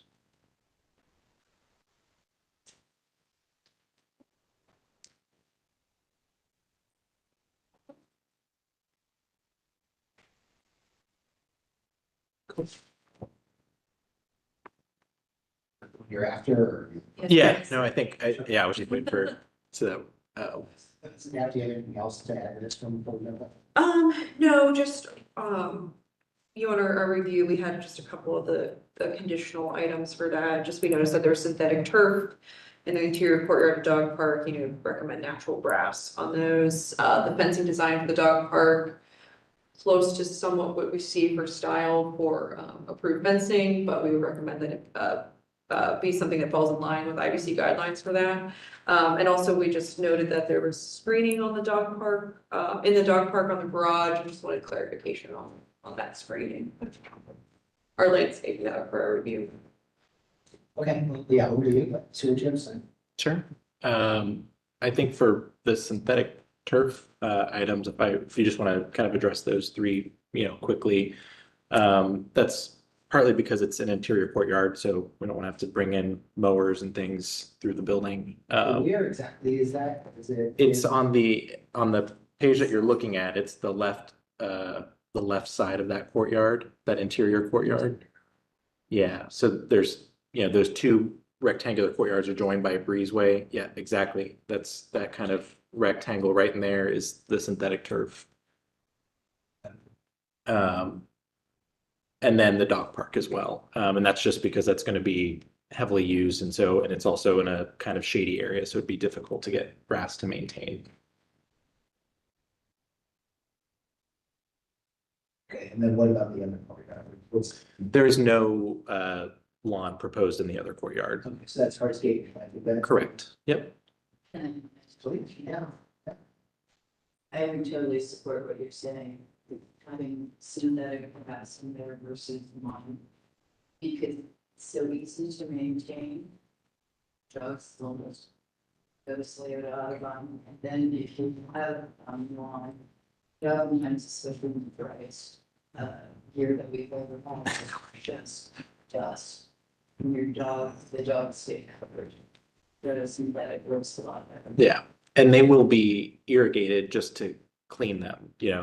We still end up putting irrigation jets around them to kind of wash them off when the rest of the irrigation gets run. So Yeah. in the dog park The area. one kind of roll around that, we've had a lot of park things lately. And there is a proposed, actually, do we approve it? Do we approve the dog park? I believe so. I think we did. It's a dog park. Wow. One in Grandview. No, or actually here in Italian. Oh, okay, yeah. Yeah, there was a proposal near Fifth Avenue, or near Third rather, to have a park, and what they proposed was a synthetic area that had a very specific under drain mechanism. And so I think we'd be interested in you doing that as well, and just for your own benefit. But, look at that, we can provide you that detail. It's like a specific gravel bed. In order so that it doesn't just like accumulate bad stuff like right under. the Yeah, sure. There's also, there's specific synthetic turf that are specific for dog parks too, that help, like they're antimicrobial, so they also help reduce the scent and stuff that. Yeah, so we just want to provide that to the staff as far as basically provide you previous. Sure. Utilize version. Okay, other thoughts? So we're going for the slides. Oh, sure. Do we control that or? I don't think so. I don't- Yeah. it was- You just let us know what page you want to go on. Or Yeah, I mean, everything is pretty similar to what we shared with conceptually in the renderings during the conceptual review, I don't think there's been really any significant changes to what we documented. So this is really just kind of the hard lining of that and the selection of, the materials and planting. I think we have a really nice mix of both evergreen and deciduous planting around the building, even though it is tight along Warren and Sixth. But I think we're still able to get a pretty decent palette of planting around there. Can you just walk us down the streetscape? That's what I'm most concerned about. Absolutely. Not that I don't want it to be lovely inside, but from my perspective, it's really those two street frontage. Absolutely.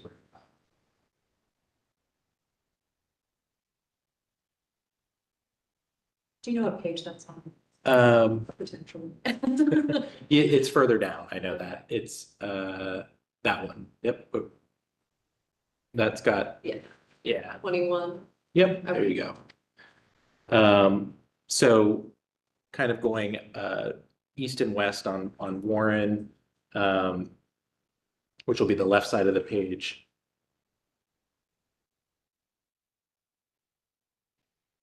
Remind me, this is a tree lawn with a wall against the building, is that correct? That is, Does it flip at some point?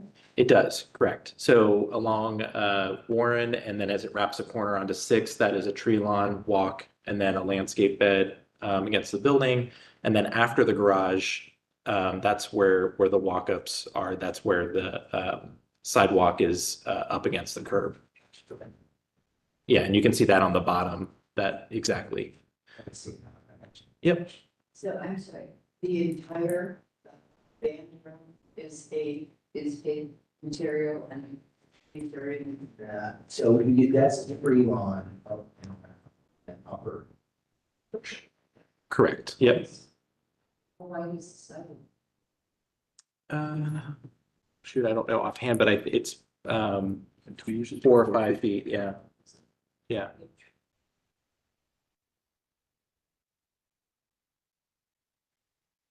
So we have a mix. We have Kentucky coffee tree going up on Warren, and then honey locust along Sixth. And then, like I said, it's kind of it's a mix of different, evergreen shrubs, some small deciduous ones. We try to make sure that anything that shrub wise that we're putting in there doesn't really need to be trimmed. It can kind of grow out to its full potential and work at that size. It's irrigated. Yes, this would be irrigated. And then what happens in that whole section? You got the walkway against the curb. And what do we see out of those grade planters? Is there some kind of curbing on the edge of the planting areas? Or is that? Yeah. At the garage or? Yeah, just that section, which is. Yeah, it's flush, it's at grade. So we're doing a larger tree species in there. So that's a London plane, since we have a little bit. Yes, exactly. Yep. And and over time, those will get kind of an open kind of canopy. So you'll still be able to see the mural and everything through that. And then it's kind of we like to do, to help kind of balance the scale of the buildings, do larger mass planting. So that's I think a large planting of ornamental grasses below that tree. And then what are those planting areas that are behind the sidewalk as you go down Sixth? That's what I was wondering. Are those flush as well? Correct. They I are. don't know, down in steps, stay down, just right where. Yes. Yep. Those are all at grade with the sidewalk. And then those little cuts are stairs, 2 stairs up, 2 stairs up. Exactly. Yeah, that's where the townhomes are. Okay, and that's the way on. And then is that one plan to go around as well? Yes, it is. Yep. So we have 2 larger London planes on each side of the townhomes.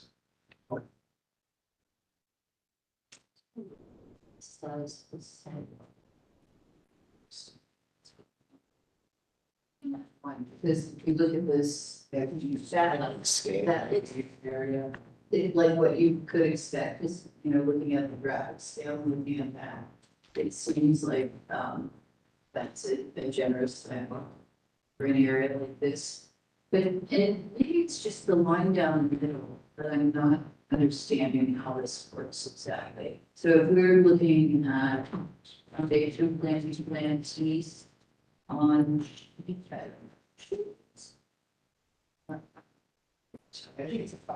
Which should be, they're not there, but you change the block on the street, side of the sidewalk.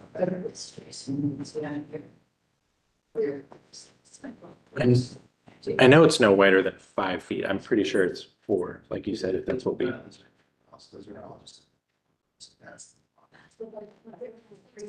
Right? It's no different than our previous phases of what we've done in this. Well, just, you wouldn't want to make it too No. thin because you have a very generous side lawn area. So make sure that that's at least 4 feet wide. If you could just check that out, because you don't have the dimensions unless it's on the other state drawings. No, that would be, that would end up being on the civil drawings. Give the old fashioned right here. Yeah. Old fashioned. Right. What is it? It's fine. Fine. Very sophisticated. If you're not. Old fashioned plan. Yeah, right. Here, like, I'm gonna get more tech. I'm gonna get out here. With the old days, we said this. Here we go.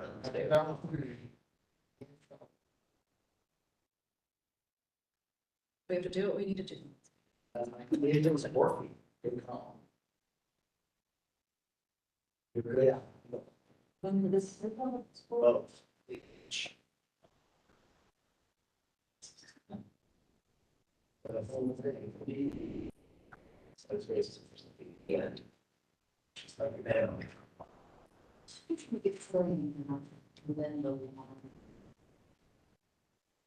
better stuff. I think we're gonna language. Still should not be 300. But I think the sidewalk should. It is consistent with what is throughout the rest of the development, though. The walk size width, so. What we'll do is submit what's on the Drury plan, because the city will submit what's on the Drury plan, because the city actually dictates the widths of sidewalks. As an architect, you probably know that.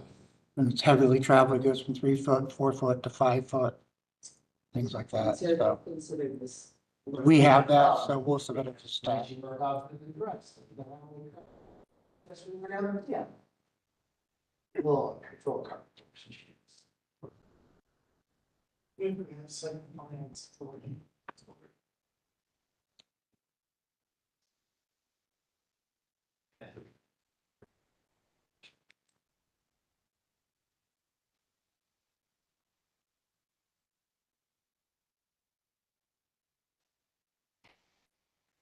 Okay, so, anything else? I think, anything else?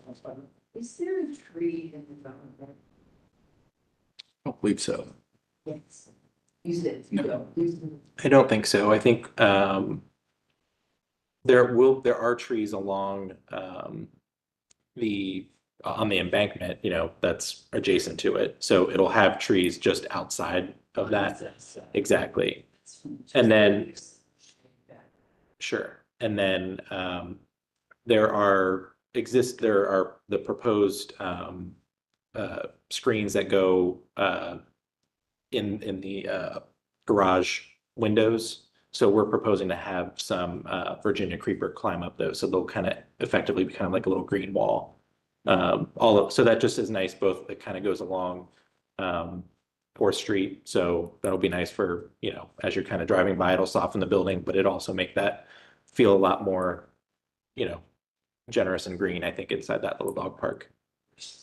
Mhm. Just something. There was a comment about, let's see, the awkward.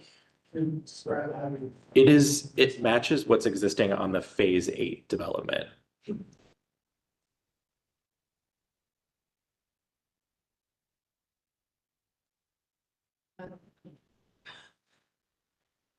Yeah,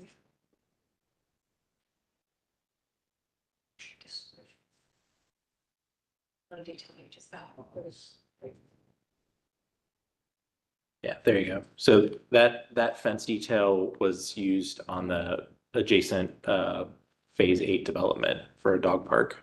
And you can note it has the puppy pickets on it. That's why Wheeler Park was done, in Victorian Village. Yeah. Keeps the little ones in, keeps the little ones in.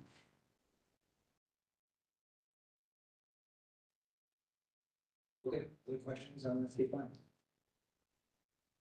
Okay, so it sounds like the last piece is the connector piece. What do you got? Well, actually, we submitted this as 2 COAs. We did a COA for lighting, signage, and landscape. Then we submitted a COA for this, civil. What we had, Rob, was that was all together. We had the site plan change, the lighting, the landscaping. We did discuss on the phone that there were But three on the applications. portal, they have 2 different COA numbers. There was one that was submitted separately. And when we talked on the phone previously, there was about 3 applications on. And I think last time we talked, we were just going to void the other 2 and just keep it all together. But we can easily just split them out here at the hearing, you know. I think based on the complexity of the site and not the non-ownership of us, stuff like that would be better to separate for our ownership. What we just discussed for lighting, signage, and landscaping, and then do the site. So it's very clean. That's how it looks.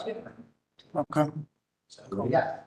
Yeah, so this is a reaction of us having to resubmit to the city the request for our new site plan. And the new site plan that they're requesting from us shows the access under the bridge to be removed. So really for us, for our site compliance plan and for our zoning site plan, this is what we've been requested to do. It's not our decision on whether or not we'd like to have our preference that ramp stays open, and we voiced that opinion. But the city is requesting us to remove that for the time being and connect it to the phase 9 alley, or to the alley behind our phase 9 project. So we're coming in with the current site plan as requested through the feedback from the city. So far, we've received approval through traffic. Traffic has requested us to remove that as well as a part of our jury process. And as part of that process as well, to remove all of the pavement and under that ramp, as well as finish it off with seed and straw. So it would be grass. So really, my thought was we submitted this in 3 different applications. This one being to get the revised, really the only thing that's revised on this plan is the access under the ramp for this, for this site plan. Yeah, just the most important thing. Yeah, so I'm gonna push very hard that we continue this. We're nowhere near having the application information that we need at this point. This has been a case of a lot of silos, of people not talking to each other, potential best solutions. I've spoken to the city, I've spoken to numerous people in the city, I talked to ODOT, and there, I think, are a lot of opportunities here that are not going to get resolved today, and may not get resolved right away. We're gonna have to figure out what to do about that. I think the last thing I wanted to do, remove the pavement, especially in a place that you can't really even have site. Because this is actually ODOT property. So I think there's a lot of confusion and there's a lot of lack of clarity. I received a commitment from the deputy director of District 6 today to commit to have a site visit. We have representatives from the neighborhood. So we're in the process of scheduling that. We're going to schedule an opportunity to go out there, look and listen to neighborhood concerns. While I understand from talking to the traffic department at the city that your use mitigated immediate concerns with the traffic, I also think that there are a lot of neighborhood level traffic concerns which are not being addressed, and talked to the planning department today about how we might marshal a larger scale support across the city, both in traffic and mobility and economic development, to understand the larger issues of our roadway network This has to do with the way that warrant functions. It has to do with the overloading first and difficulty of the pedestrian, like, and vehicular conflicts, people routing themselves to 670 going to the west. It has to do with the fact that if ODOT is contemplating rebuilding this ramp, that would perpetuate a 40-year, next 20 to 40-year cycle of having this very intense dump off of fast moving traffic in the neighborhood, which is nothing like it was when ODOT first part of that right of way on there. So I think there's a lot of issues, and whether or not that is, expeditious for you, unfortunately, you're probably the one. So, unfortunately, we didn't hear anything about this until last month. Have we worried about this 6 months ago or a year ago? I think we would have addressed this pretty vigorously. So my take is that we need to continue this because I just don't think we have anywhere near the information that's necessary in order to make this modification. The very least, we have to wait until we have a site visit with ODOT. We've also talked about the body as well as pedestrian bikeway connectivity standpoint. We're going to continue to have this ramp. As any of you know, it's incredibly dangerous right now to walk anywhere near that ramp. You shouldn't be on that side, and even crossing further down the road is dangerous. That contributes also to bike danger. We also don't know exactly what the future holds for the ERT system. If voting passes, as it be open to items personally in November. And so I think we just have so many unknowns in this joint that to preclude the opportunity to have that go under that ramp and not understand the future of that ramp is absolutely devastating. They're not just the long-term opportunities for fourth, third, and neighborhood, but just complete connectivity to this neighborhood. So that's my take. I definitely vote yes if we vote tonight. I would strongly recommend we continue with it. So that's my second soapbox pitch. Usually I stick to one. So again, that thoughts. Well, I think those are all incredibly valid thoughts. The one thing that I wonder about is, does this have to be tied to, and not that we're going to change this tonight, but does it have to be tied to their site? Is there a way that this issue could be I could say perhaps. That's right. Yeah. Right. But I think that is something for us to definitely clear so that you don't get held up in this process.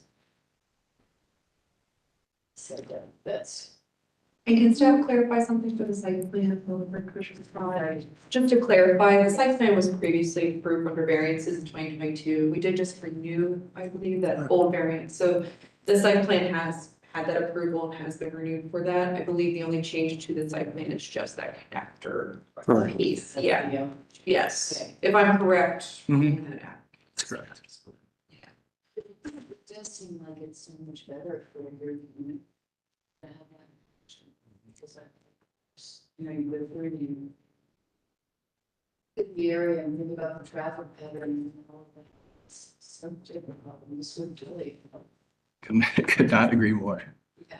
And just in the discussion, this is not typical in a situation where each individual person is trying to move forward to the best of their siloed abilities to solve a problem without looking at it across a number of concerns. And once I do that, I'm pretty confident that there will be different considerations for outcomes than just, one, this is the way it's going to be.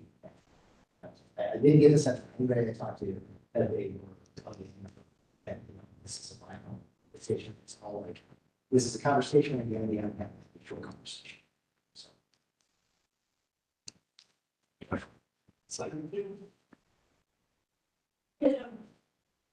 all right, so the big question, I guess, for tonight, over to you, what are your thoughts on that, aside from the lighting signage? Well, what Jason and Trot commented on, that's why we want to separate and get the lighting, signage, graphics, and landscaping, so they can continue with those, get the CDs done, things like that.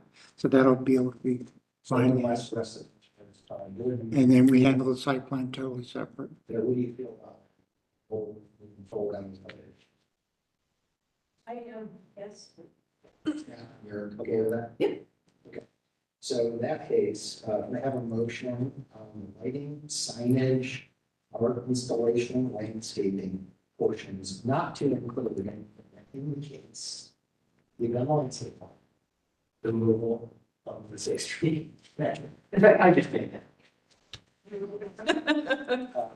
Can I have some? All right, anything else you need from us, Pat? One moment, that was quite quick, because I just saw you.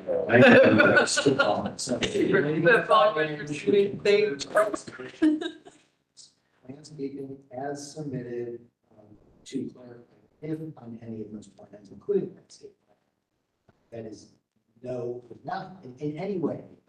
Get from 6th Street. I didn't see all the sheets of the plan. So if the landscape plan does address it as is, if we included it as, would that just go to staff if we change that entrance ramp into a road back to the original form? Yes, Okay. yes, that would just be a revised site plan to be sent to us as landscaping. Yeah. Landscaping. Yeah. And so then at that point, it's just staff approved. It goes through.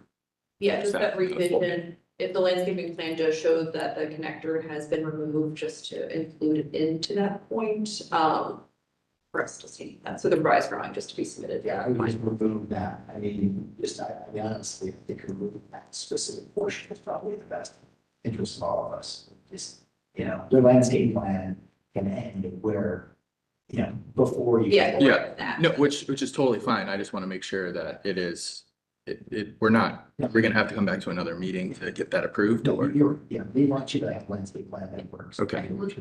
So just revised drawings to be submitted to us. Okay, understood. Don't want anything you can approve that can steer us into the food itself. Understood. So we don't have an overall say. And we don't ask. It's square. Sexually. Mhm. No, I don't see it, I was thinking it just cuts all over this after points. Because you guys have to show the property. So, yeah. Yeah, it's awesome. Yeah. So then it doesn't address that.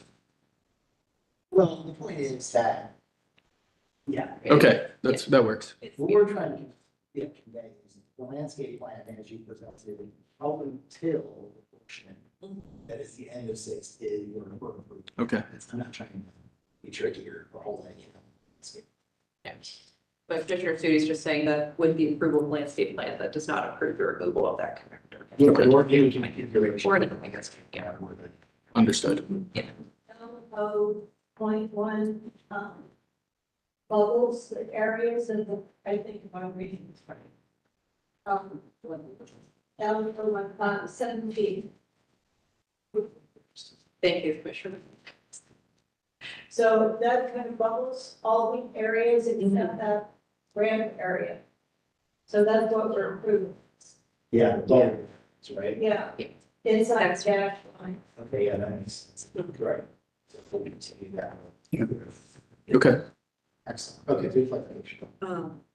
And with that approved, for the lighting, landscaping, location of art installation with that note about the removal of the connector and configuration. Which commissioner second that approval? I don't think I should, sorry, I'm just reviewing my parking since I'm not the. Okay, all in favor? Close? Okay. So that Thank was you. all second. Thank you. 1 second, make sure I'm on the brakes down. Yeah, that's it. Yeah. I thought it Through the days. So. We're not able to park in the parking. You know what, I was on the phone and it was gonna get very complex. So I really. Like, I'm So I was parked there. Gonna be a whole like interrupting, yelling across the thing. Okay, got it. But it shows basic, just put it also. Okay, so with that, we move, COA 2400-189, 718 North Front Street, site plan change to continue that. So we are gonna ask for a vote on with that. We'd like to have that clarified as to why. I can't stress more that I think that is really, really short-sighted and it's undercutting the entire integrity of the process we're trying to do here. And I don't believe that I know we have traditionally passed the out, whether they monitor people, and I had legal advice from higher. We have to double check this with the city attorney, that is our prerogative to take. And so I am advocating we continue this to the next meeting, and I'm actually kind of upset that you would not allow that to happen. No, Jason, we've said, we're happy to be a part of the solution, whatever that looks like. I'm arranging a meeting with the decision makers in the first collaborative effort with the neighbor. And you are saying you want us to take our voice out of that decision. That is what you are requesting. That is not what That is exactly what you are requesting. you are not approving a site plan that we are requested by the city to do. We are strictly What asking. I'm saying The is. city has requested us Without to put this site. information. I spoke, a person in the city asked you to do it. And numerous people in the city have supported my assumption that we should have a public process. And my assertion that this connection would be extremely advantageous to the neighborhood. That's what I'm saying. Well, the moral of the story is we can't move forward. No, with our- no. we still could not move forward with our project without having, and if you strictly say that the issue is for us to have this, and we're going back to the city and saying, hey, we have submitted plans. Yeah. We have submitted plans that you have asked us to submit Correct.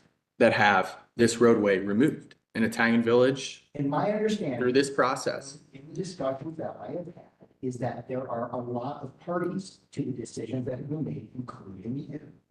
And I understand you wanted to go through. We have been dealing with this problem for, And if as I've we mentioned, have been for dealing with it many, for- many moons. We would have been dealing with for the last year, it would be resolved, and we weren't, and we weren't shown that until the very last moment. That's what I'm trying to do. I mean, This is the last piece that we have to control on this site from commission standpoint. And it was suggested to me in discussing this in the meeting as to how we might be able to proceed with the city staff, that we can table this, we can continue this in order to get this information. I have a meeting getting set up. I don't understand what part of that is difficult to understand. No, it's not difficult. I'm fully understanding what you're saying and how us getting a no vote for, if you're saying you're going to vote no, and we're requesting to have that as a public record, what the issue is for us Because having they that. can appeal this through a process that then takes it out of our ability to negotiate and settle ideas in this, and then it takes us having to go and advocate against you getting an approval throughout the approval process. And I don't think that's very helpful for many of us. Well, we are at a stalemate with the city on us removing anything from the Yeah, plan. Mark, that's So- what it is, that we need another month to figure this out and have a site visit with them. Yeah, I will say with the denial process, that might extend it a couple months, because it could have to go to the Board of Commission of Appeals, it could have to go to, oh gosh, what are the other one? I'm like, come back to the commission, of course, for that, if it's denied. Typically, if there's a denial, it can't be, applied again with the same design. It's an off-site improvement as well, too. So it's not. Yes, give it background on that, so there. So are if it's something that the those city options. decides to do at some point, I mean, I'm not We're talking ha- about, I'm talking about setting up meetings right now. I recognize that, but I'm saying the improvement under the ramp has nothing to do with our immediate, this specific project. It really has to become something. It's big. That's my point. It has to become something. It has to do with you because we approved 15 years worth of plans with the connection. That's what I'm saying. So it has something to do for 15 years. And because it's changed now, it doesn't change our opinion that it still needs to be there for a whole variety of reasons. So I'm still, you want us to continue this? Yes. And I don't understand how that improves our ability to have additional communication on this. Because I am arranging meetings with people who have decision-making powers about a public process on this decision. And when I do that, I will bring the information back here to share, and we will share that with staff to be shared with you, and ideally you would participate in those. I don't understand how you don't understand. That's a very important step to take before we close this and potentially change the way the traffic flow works in the neighborhood for a very, very long time. The neighborhood is changing. We're adding thousands of units. We are now seeing pedestrian, bicycle, vehicular conflicts on the Rockies. And you're creating a more dangerous situation for the next 40 years. We are not creating Take any. a moment to wait. We're not creating anything. I didn't, Let's I read, take a moment just to I get what you're have asking. Everybody, thank you. Just a moment. 1 month is what I'm asking. It may be longer, I don't know. If we deny it, it's definitely going to be longer because there's going to be an appeals process. So then we will resubmit, what, next week for the next meeting? Resubmit anything. What I'm Continue the is a application. legal continuance so that we can have the meetings that are clearly in the process of being set up. This isn't some phantom who knows what. I didn't make 14, Well- 15 calls on this and spent 40 hours of my time in the last 3 weeks because I don't care about this. I'm not just giving you a hard time. I'm trying to get to a solution that's better for everyone, including you. So let me do that as pro bono work that normally I would be getting paid a lot of money for. And instead I'm doing it for free in order to try and solve this problem for you and for us. So what I was saying from the very beginning was that I didn't understand how that would affect your ability to still have those conversations. What I'm saying is. And I I hear what you say, and where I think for this application, if you're saying this is something that is going to be discussed next month, Yes. we So can do that. That's all I'm saying. Continue the application for now. So it'll be continued on to the next agenda, and I'll give time to have these discussions, and then for that information to be sent in for us to include the materials for next month. So it doesn't have to be submitted for a new application, it's already on. The only reason why a new submitted application was for this was because it was a conceptual for the landscaping before. Okay. So that's the only reason why. But it's just being continued, and that's what I believe the commissioners are in agreement with, to continue the application. Yeah, I'm sorry if I wasn't clear. I don't know how to do it. Okay, thank you. We can continue the application. Do we have a second? All in favor? Aye. Opposed? Okay, thank you. Thank you. Appreciate it. Thank you very much. We'll have that information to you when we finish the minutes. Thank you. 5 minutes? Yes, we can. Let's have 5 minutes, take a break, and then we'll get to the next applications, all right? Thank you.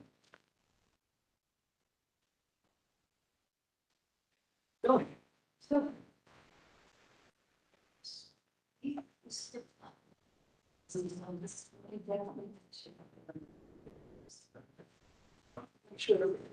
Just like, I want those to.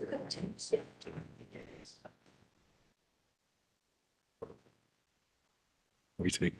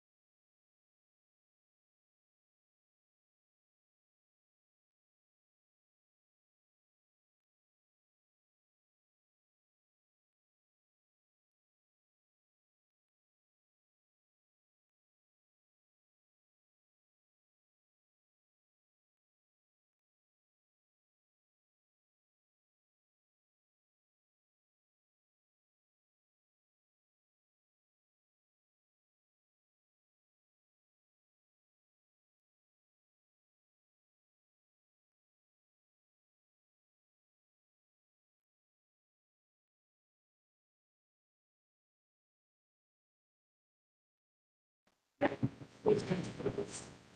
you. The city tenants.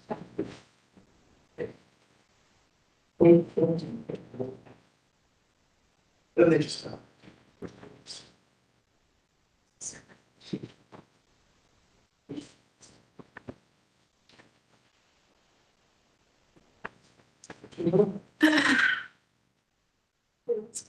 Okay.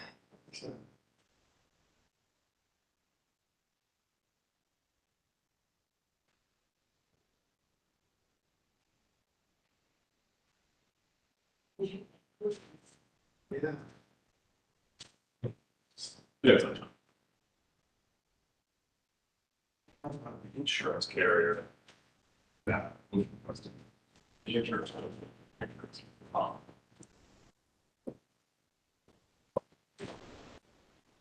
Okay. Fresh. Sorry. You're good. I think the old days.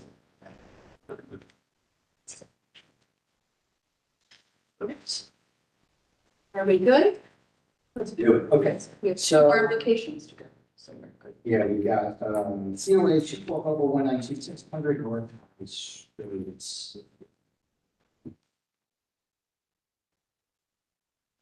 Raise your right hand, so you can name the record.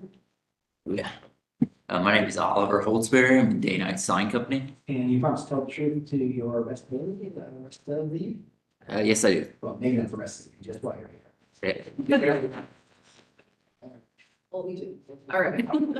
Proposed work description for this property is to remove existing signage and to install new 10-foot by 2-foot 8-inch LED illuminated wall sign with push-through acrylic graphics to say El Vaquero Mexican Restaurant, sign cabinet to be fabricated aluminum, fan to be painted white, graphics to be pushed through acrylic overlaid, digitally printed vinyl.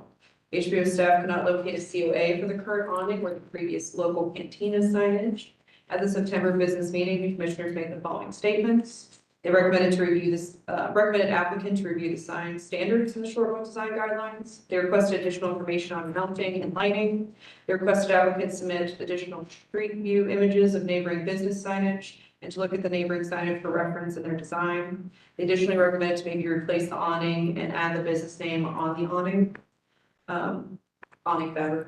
Staff had been notified that there's temporary signage that is installed on the property. Temporary signage will need a COA application submitted in order to improve the temporary signage for duration and material. This is to include the drawing size, material, and duration of installation. Staff recommends to continue application to allow applicant time to look into alternative design options that are more in line with commissioners' comments as well as short north design guidelines. Basis of staff recommendation is short north design guidelines, page 3.37 to 3.41 and 311613 standards for site improvements, letter C. All right. Yeah, so I think there's one issue, reading over the guidelines here that I think that will need changed, and it's the illumination part. Right now we have it as a push through acrylic, which is a very cool look. Honestly, it's my favorite look for a sign where it lights up from the front and on the sides, but looks like you guys are not gonna allow the illumination on the front. Looking for more of like a halo lit look here. So that's something we definitely could do, is we could make these letters halo lit instead, so they only light from the back. In terms of the logo, I don't know how exactly we would accomplish that. We could backlight it, but with it just being like close to a square rectangle, I don't know if that's really going to do anything. Maybe that's something that just needs eliminated. What we have here is this steel structure that sits in front of an awning. The local cantina sign that was there before was mounted on this steel structure. There's beams at the top and the bottom. And so we measured that and made it basically fit that entire area. It's just kind of like an eyesore. So we were trying to mount it to the front to hide both that top and bottom beam. So those are kind of my initial thoughts here. But I'm welcome to hear what you guys have to say about it as well. Who wants to dive in on this? Great.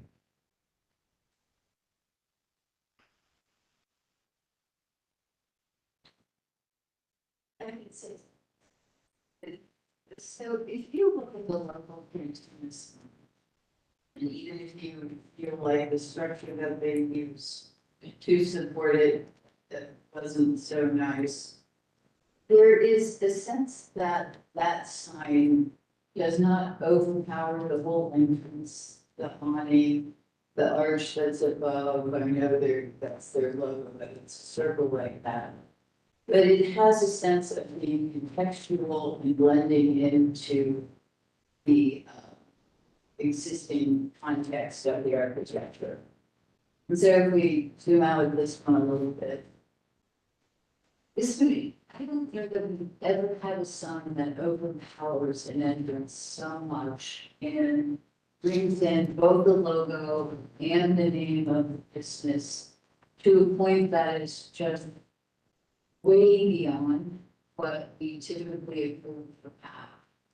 So I'm a little bit curious because everybody didn't look at this is their first time to see this. Yes, this was at the business meeting, but this is the first time on the agenda. It hasn't been continued. That we Yeah, no, this is the first. we talked about it on the crisis meeting.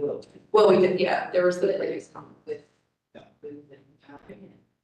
And so it's just too big, it's too large, and we don't allow logos unless there is a different way that there's incorporated, but you know, even sometimes we say making them say like ice cream and candy with the name or something, we don't even allow that as part of their sign. So these signs are supposed to be very contextual, fit into you know, the architecture and that everything, and then there's, I don't know where he is on, you know, the overall dimensions that are allowed, but does that make sense? So yeah, from what I'm hearing is that you think it needs scaled down and maybe lose the logo or something. I mean, I think that we don't really have a choice but to kind of mount to that structure because we obviously can't mount to the walls here. None of the businesses have signs mounted to these buildings, not Hyde Park across the street or the businesses on this side of the street. So I don't really have a lot of options of where to put signage at. And the awning, and this steel structure sits in front of the awning, so even if I, you know, do a new awning, it's like hiding behind the steel structure. So you're saying the awning would use. Because that's the case for 3 of the other businesses on the cap. That have awnings, yeah. But this has a steel structure sitting right in front of it. Yeah, so Certainly. by cutting the steel or Steel. just taking, there's match plates in it at the bottom, but so Maybe there's. Is the awning on steel structure? is it mounted on that? Is the front of the awning using kind of set those have been structures supported? So I believe I believe it is, like, I think the awning, it is mounted to the bottom of the one beam.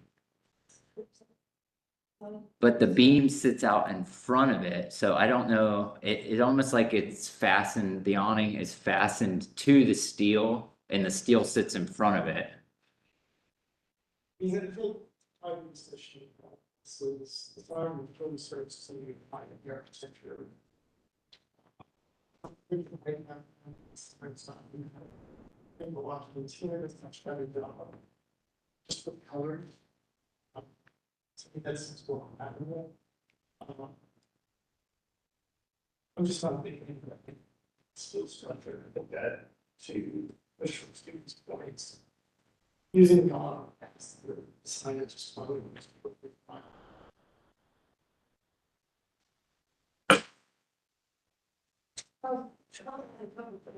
Or at least one thing, I think, I would agree that the white is not compatible with the rest of the building surrounding. But I think the biggest thing for me is the double, you have El Vaquero Mexican restaurant, El Vaquero Mexican restaurant on the same side. So it's, to me, you could almost mimic what local cantina did. And I think that mustache is part of their logo. Like the, so that is part of, this, their sign. You could take the El Vaquero logo and try to mimic in some way in an appropriate, allowable signage. Nothing that's allowed, but that might. Yeah, so basically, we would take the logo that's on the sign now and make it around the size the local cantina was and do something like that. I think if you could somehow downplay the whiteness of it, even that, like, this example over here at night, just the El Vaquero, look, if you take the right side away, the white is still too white. If that's all it was up there with the local, where the local cantina is, it would be better than this big banner trying to signage. What makes it better is that it's black. Right. So that standing. Right, but I mean, it would be a quarter of the size as well, right? Also, it's within size, the same thing. Yeah. Like if the logo is just a logo, but then it's says that we're going to the restaurant, I'll go to the restaurant. It's kind of like. Also, two times. Exactly. This part of the original, zero master sign package that was included, they those ones, and you see it on the left, and then see sign. Yeah, if you go to on the left side of this thing, You can't unfortunately. yeah, they're. We don't have our Google Street. And then, yeah, it was not to see. There's a steel, yeah, so It is better here. some that, it's a wooden corner. So that was the logo there, and then this is the 2012 rear sign. So that was sort of a solution for wall signage. That's similar to, do you want to, I know we can't, is it here? Yeah, we're not allowed to connect to Google Street View right now. But if you can, Okay. if you'd like to see what we're planning to do. Yeah. I can walk over there, is that right? Yeah, that's what we have to deal with right now, unfortunately, so. Yeah, I've been kind of checking this stuff out on my phone. There's talk to items, there's the bar 23, and then this is just like blank or something. And then there's another one back in there that's similar to your situation. They don't have an awning there, which should actually make yours a little bit harder to do. Yeah, it's kind of neat because they do have one of these lights too, but it sits further back than the steel structure. So it doesn't really light the sign up at all. So that they broke your solution probably the easiest without changing the steel structure. I was looking at the other ones, and I found one in progress here, or this is the other end. It's called probably now, there's been a bunch of things. And basically all the differences is that they just put the steel structure inside the line, all three of the other ones. But they're basically the same steel structure, they're order. It's not about feature. Yeah, so. These runs across, whole spreading of the awning. So you just take the only structure.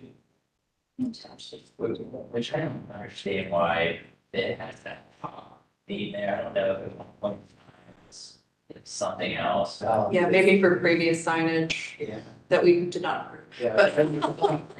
From those four, it was, yeah, Mojo Cafe, Stack Burger, and it was. That was true. Well, with the border flies, I don't understand. To double check that this was correctly with attachments and keep that. Of how the awning attaches. Well, you know, it's the neighbors, it's and We haven't done like a site survey quite yet. Well, I guess the conversation side, one thing, we have to use push the letters, but we always, actually, when we do push through, we don't have them basically. So, Yeah. just essentially like the solid. So, I think you can do a version of that, if you do a smaller. Just put it inside of what. The other thing is, if you actually just, this place the whole awning and do it on the site, you could also have it also, or do this. So it's not like this is the only location you can have a sign. Mm-hmm. So I think making it more in scale, I think the other thing is that since this is, sure, some people will see this when they're driving, but really since this is parallel to the road, I mean, this is really gonna be more of a sign for people walking on the other side of the street. I just don't think you have to. People are gonna know if you have it, hopefully you're gonna have reasonable size, and maybe have a sign for the meeting. Hey, we'll just check. How much of this building are they going to take over? Is it all of this? So I believe they have from right there, the entrance, all the way down to the left to the end of the building. I know that's the main door. It seems like there's so many better locations to try to attach a sign. Yeah, I haven't seen any signs actually attached to that building. Like they're all like those bar 23 ones, they have like steel going beams.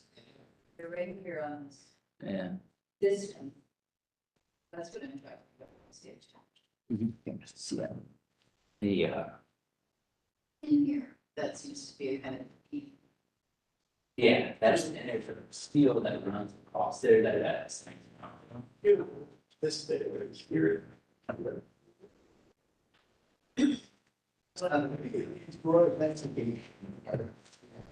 yeah. So. Any other- of that.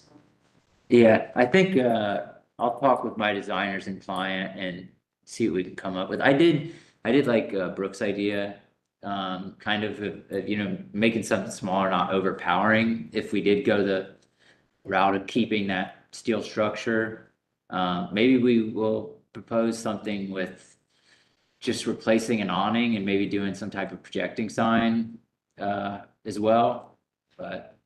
And also that's what we recommend sometimes, and I'm just going to put this in here, sorry. Options too, the commissioners would like to see some options, you know, option A, option B, Commissioner Michael Smith's suggestion, or suggestion of awning and directing sign. Yeah, it could be great, could be helpful.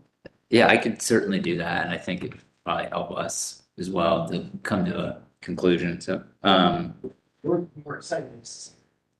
We just wanted to figure out how to function out. Do we have to take any action on this temporary signage?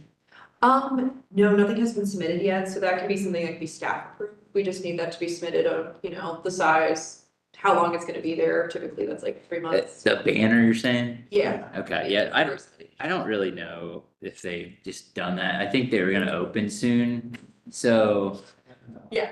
So just to yeah. cover all bases, you know, then we'll have a approval for that, so you just wanna send a COA in with the temporary signage. and then we can Okay. approve that. And then, yeah, so I guess I'd like to table the sign for today. Would you like to continue it, because it'll go on to next month? Yeah. Yeah. Yeah. Yeah, and I think the last thing that I would say is that this is a weird spot, and so I think we're kind of open to thinking of some unique ways to deal with this. You just, you know, think about how to scale that so it fits in the context of buildings. Yeah, okay. Okay, so, anybody care to make a motion there for continuation? I move that we continue application COA 2400192 and with the request that more than one option would be presented. Do I have a second? All in favor? Opposed? That motion continues. Very much to continue as approved. Okay. Thank you. I guess that should go over the record, then. Thanks a lot. Go ahead and Shane run the floor. Yes. All the votes went down to 4. Yes, I did. All right, last one. 667 North ICOA 24, oh no, 767 North Fourth. Yeah, sorry, forgot to correct that. COA 24 let me just want to raise your hand, state your name for the record. Logan Fitch. You also keep your testimony best of your ability to just.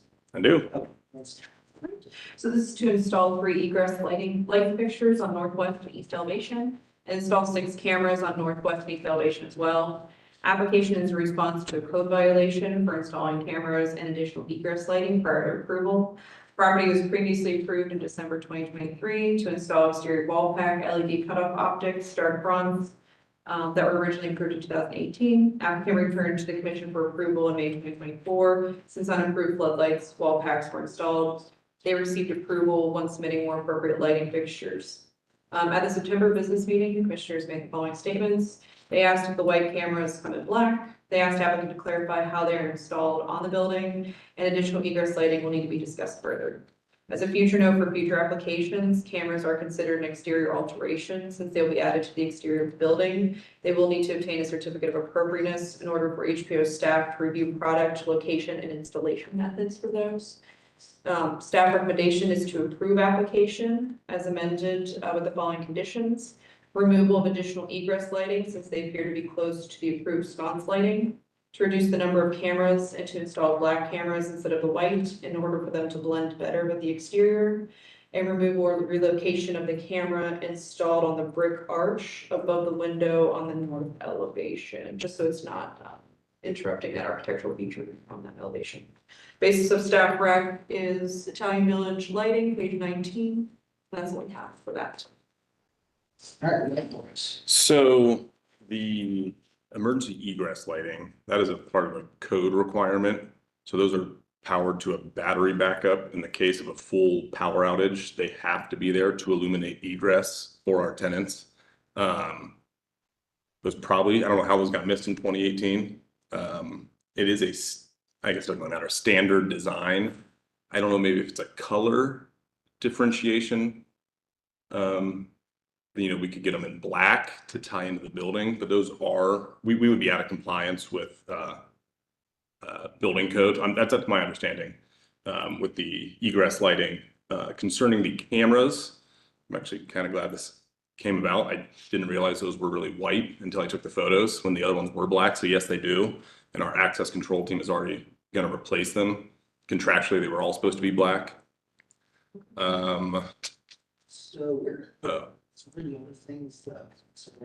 So the emergency egress lightings at each entrance, there's photos provided of each. There's a door off of 4th Street. That one may not, that's in that recessed area off 4th. That's the alley. What was that? It's an exterior, yes. Yeah. So there's one, because that's 767. That's the side entrance off the parking lot. So that'll illuminate those lights shoot down at that doorway to light up the egress path. There's one off the alley and then one on 4th Street as well. So basically you saying you change this to black. If that was something that, again, I know there was a notion of, do we need them? Yes, there are the sconces, code require, they do have to stay.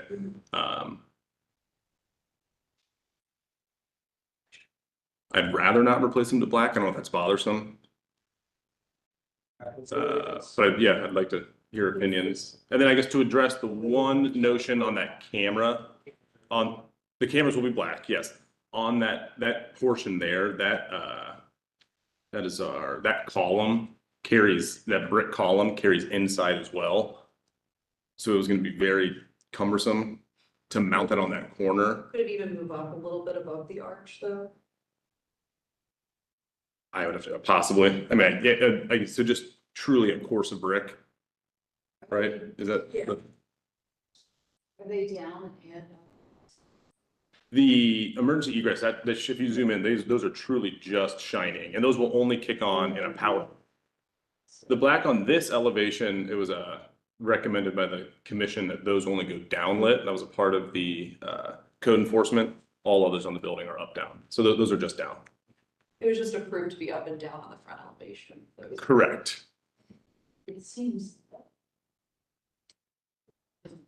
For the sconce or the. I don't know exactly. Those were previously approved, the sconce lights. So we put the egress lighting in line, just so we didn't have there's some symmetry on the building. Okay, I see it now.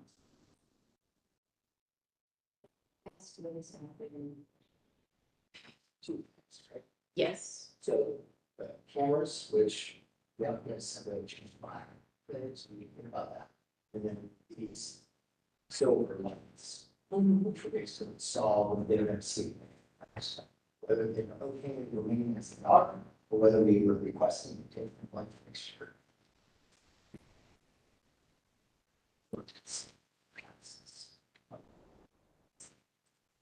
Is that the only issue now? We didn't see sign. That's the product info. We do have that one image that we're just looking at for the light that's installed. And then if you look at the alley photo, you can see if you zoom in, right there, towards that back door, there should be one right where your mouse is, up, right about there, if you can zoom in. Same exact fixture, illuminating the egress path.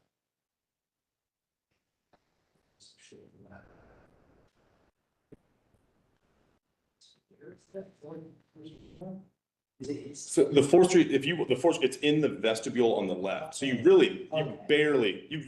to go looking for that one. Because actually the hardy board in there is recessed behind the brick columns, but it is present to light up that vestibule.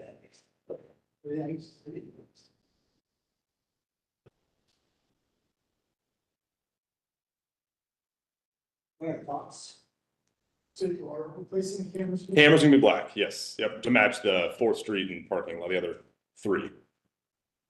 It actually brought up an old email chain that just never got followed up on, so that was already contractual. So we would prefer not from a security standpoint. We've actually ended up using every single one of those cameras lately in the Italian Village. Car theft, people stealing rims, bulk trash, illegal trash disposal on our property. We've actually used every angle of these to assist the City of Columbus Police, our issues, resident issues. So we think the number's appropriate and not overdone. There's just one covering each angle of the building. I think the black really will let them die away like they do on the front, just because they'll blend in with the sconces as well as the pack lights that were approved.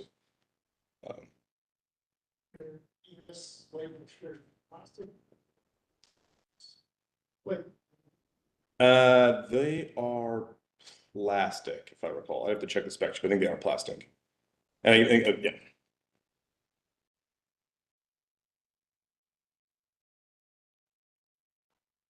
So what is that on cameras? So was it fire? Look like you would have some cameras. And then the good staff will back to that lotion. Yes, for black. moving forward, we've got other projects coming. Is that just something site plan on the original? Yeah. Correct. Lights at every, There's 3 entrances, yes.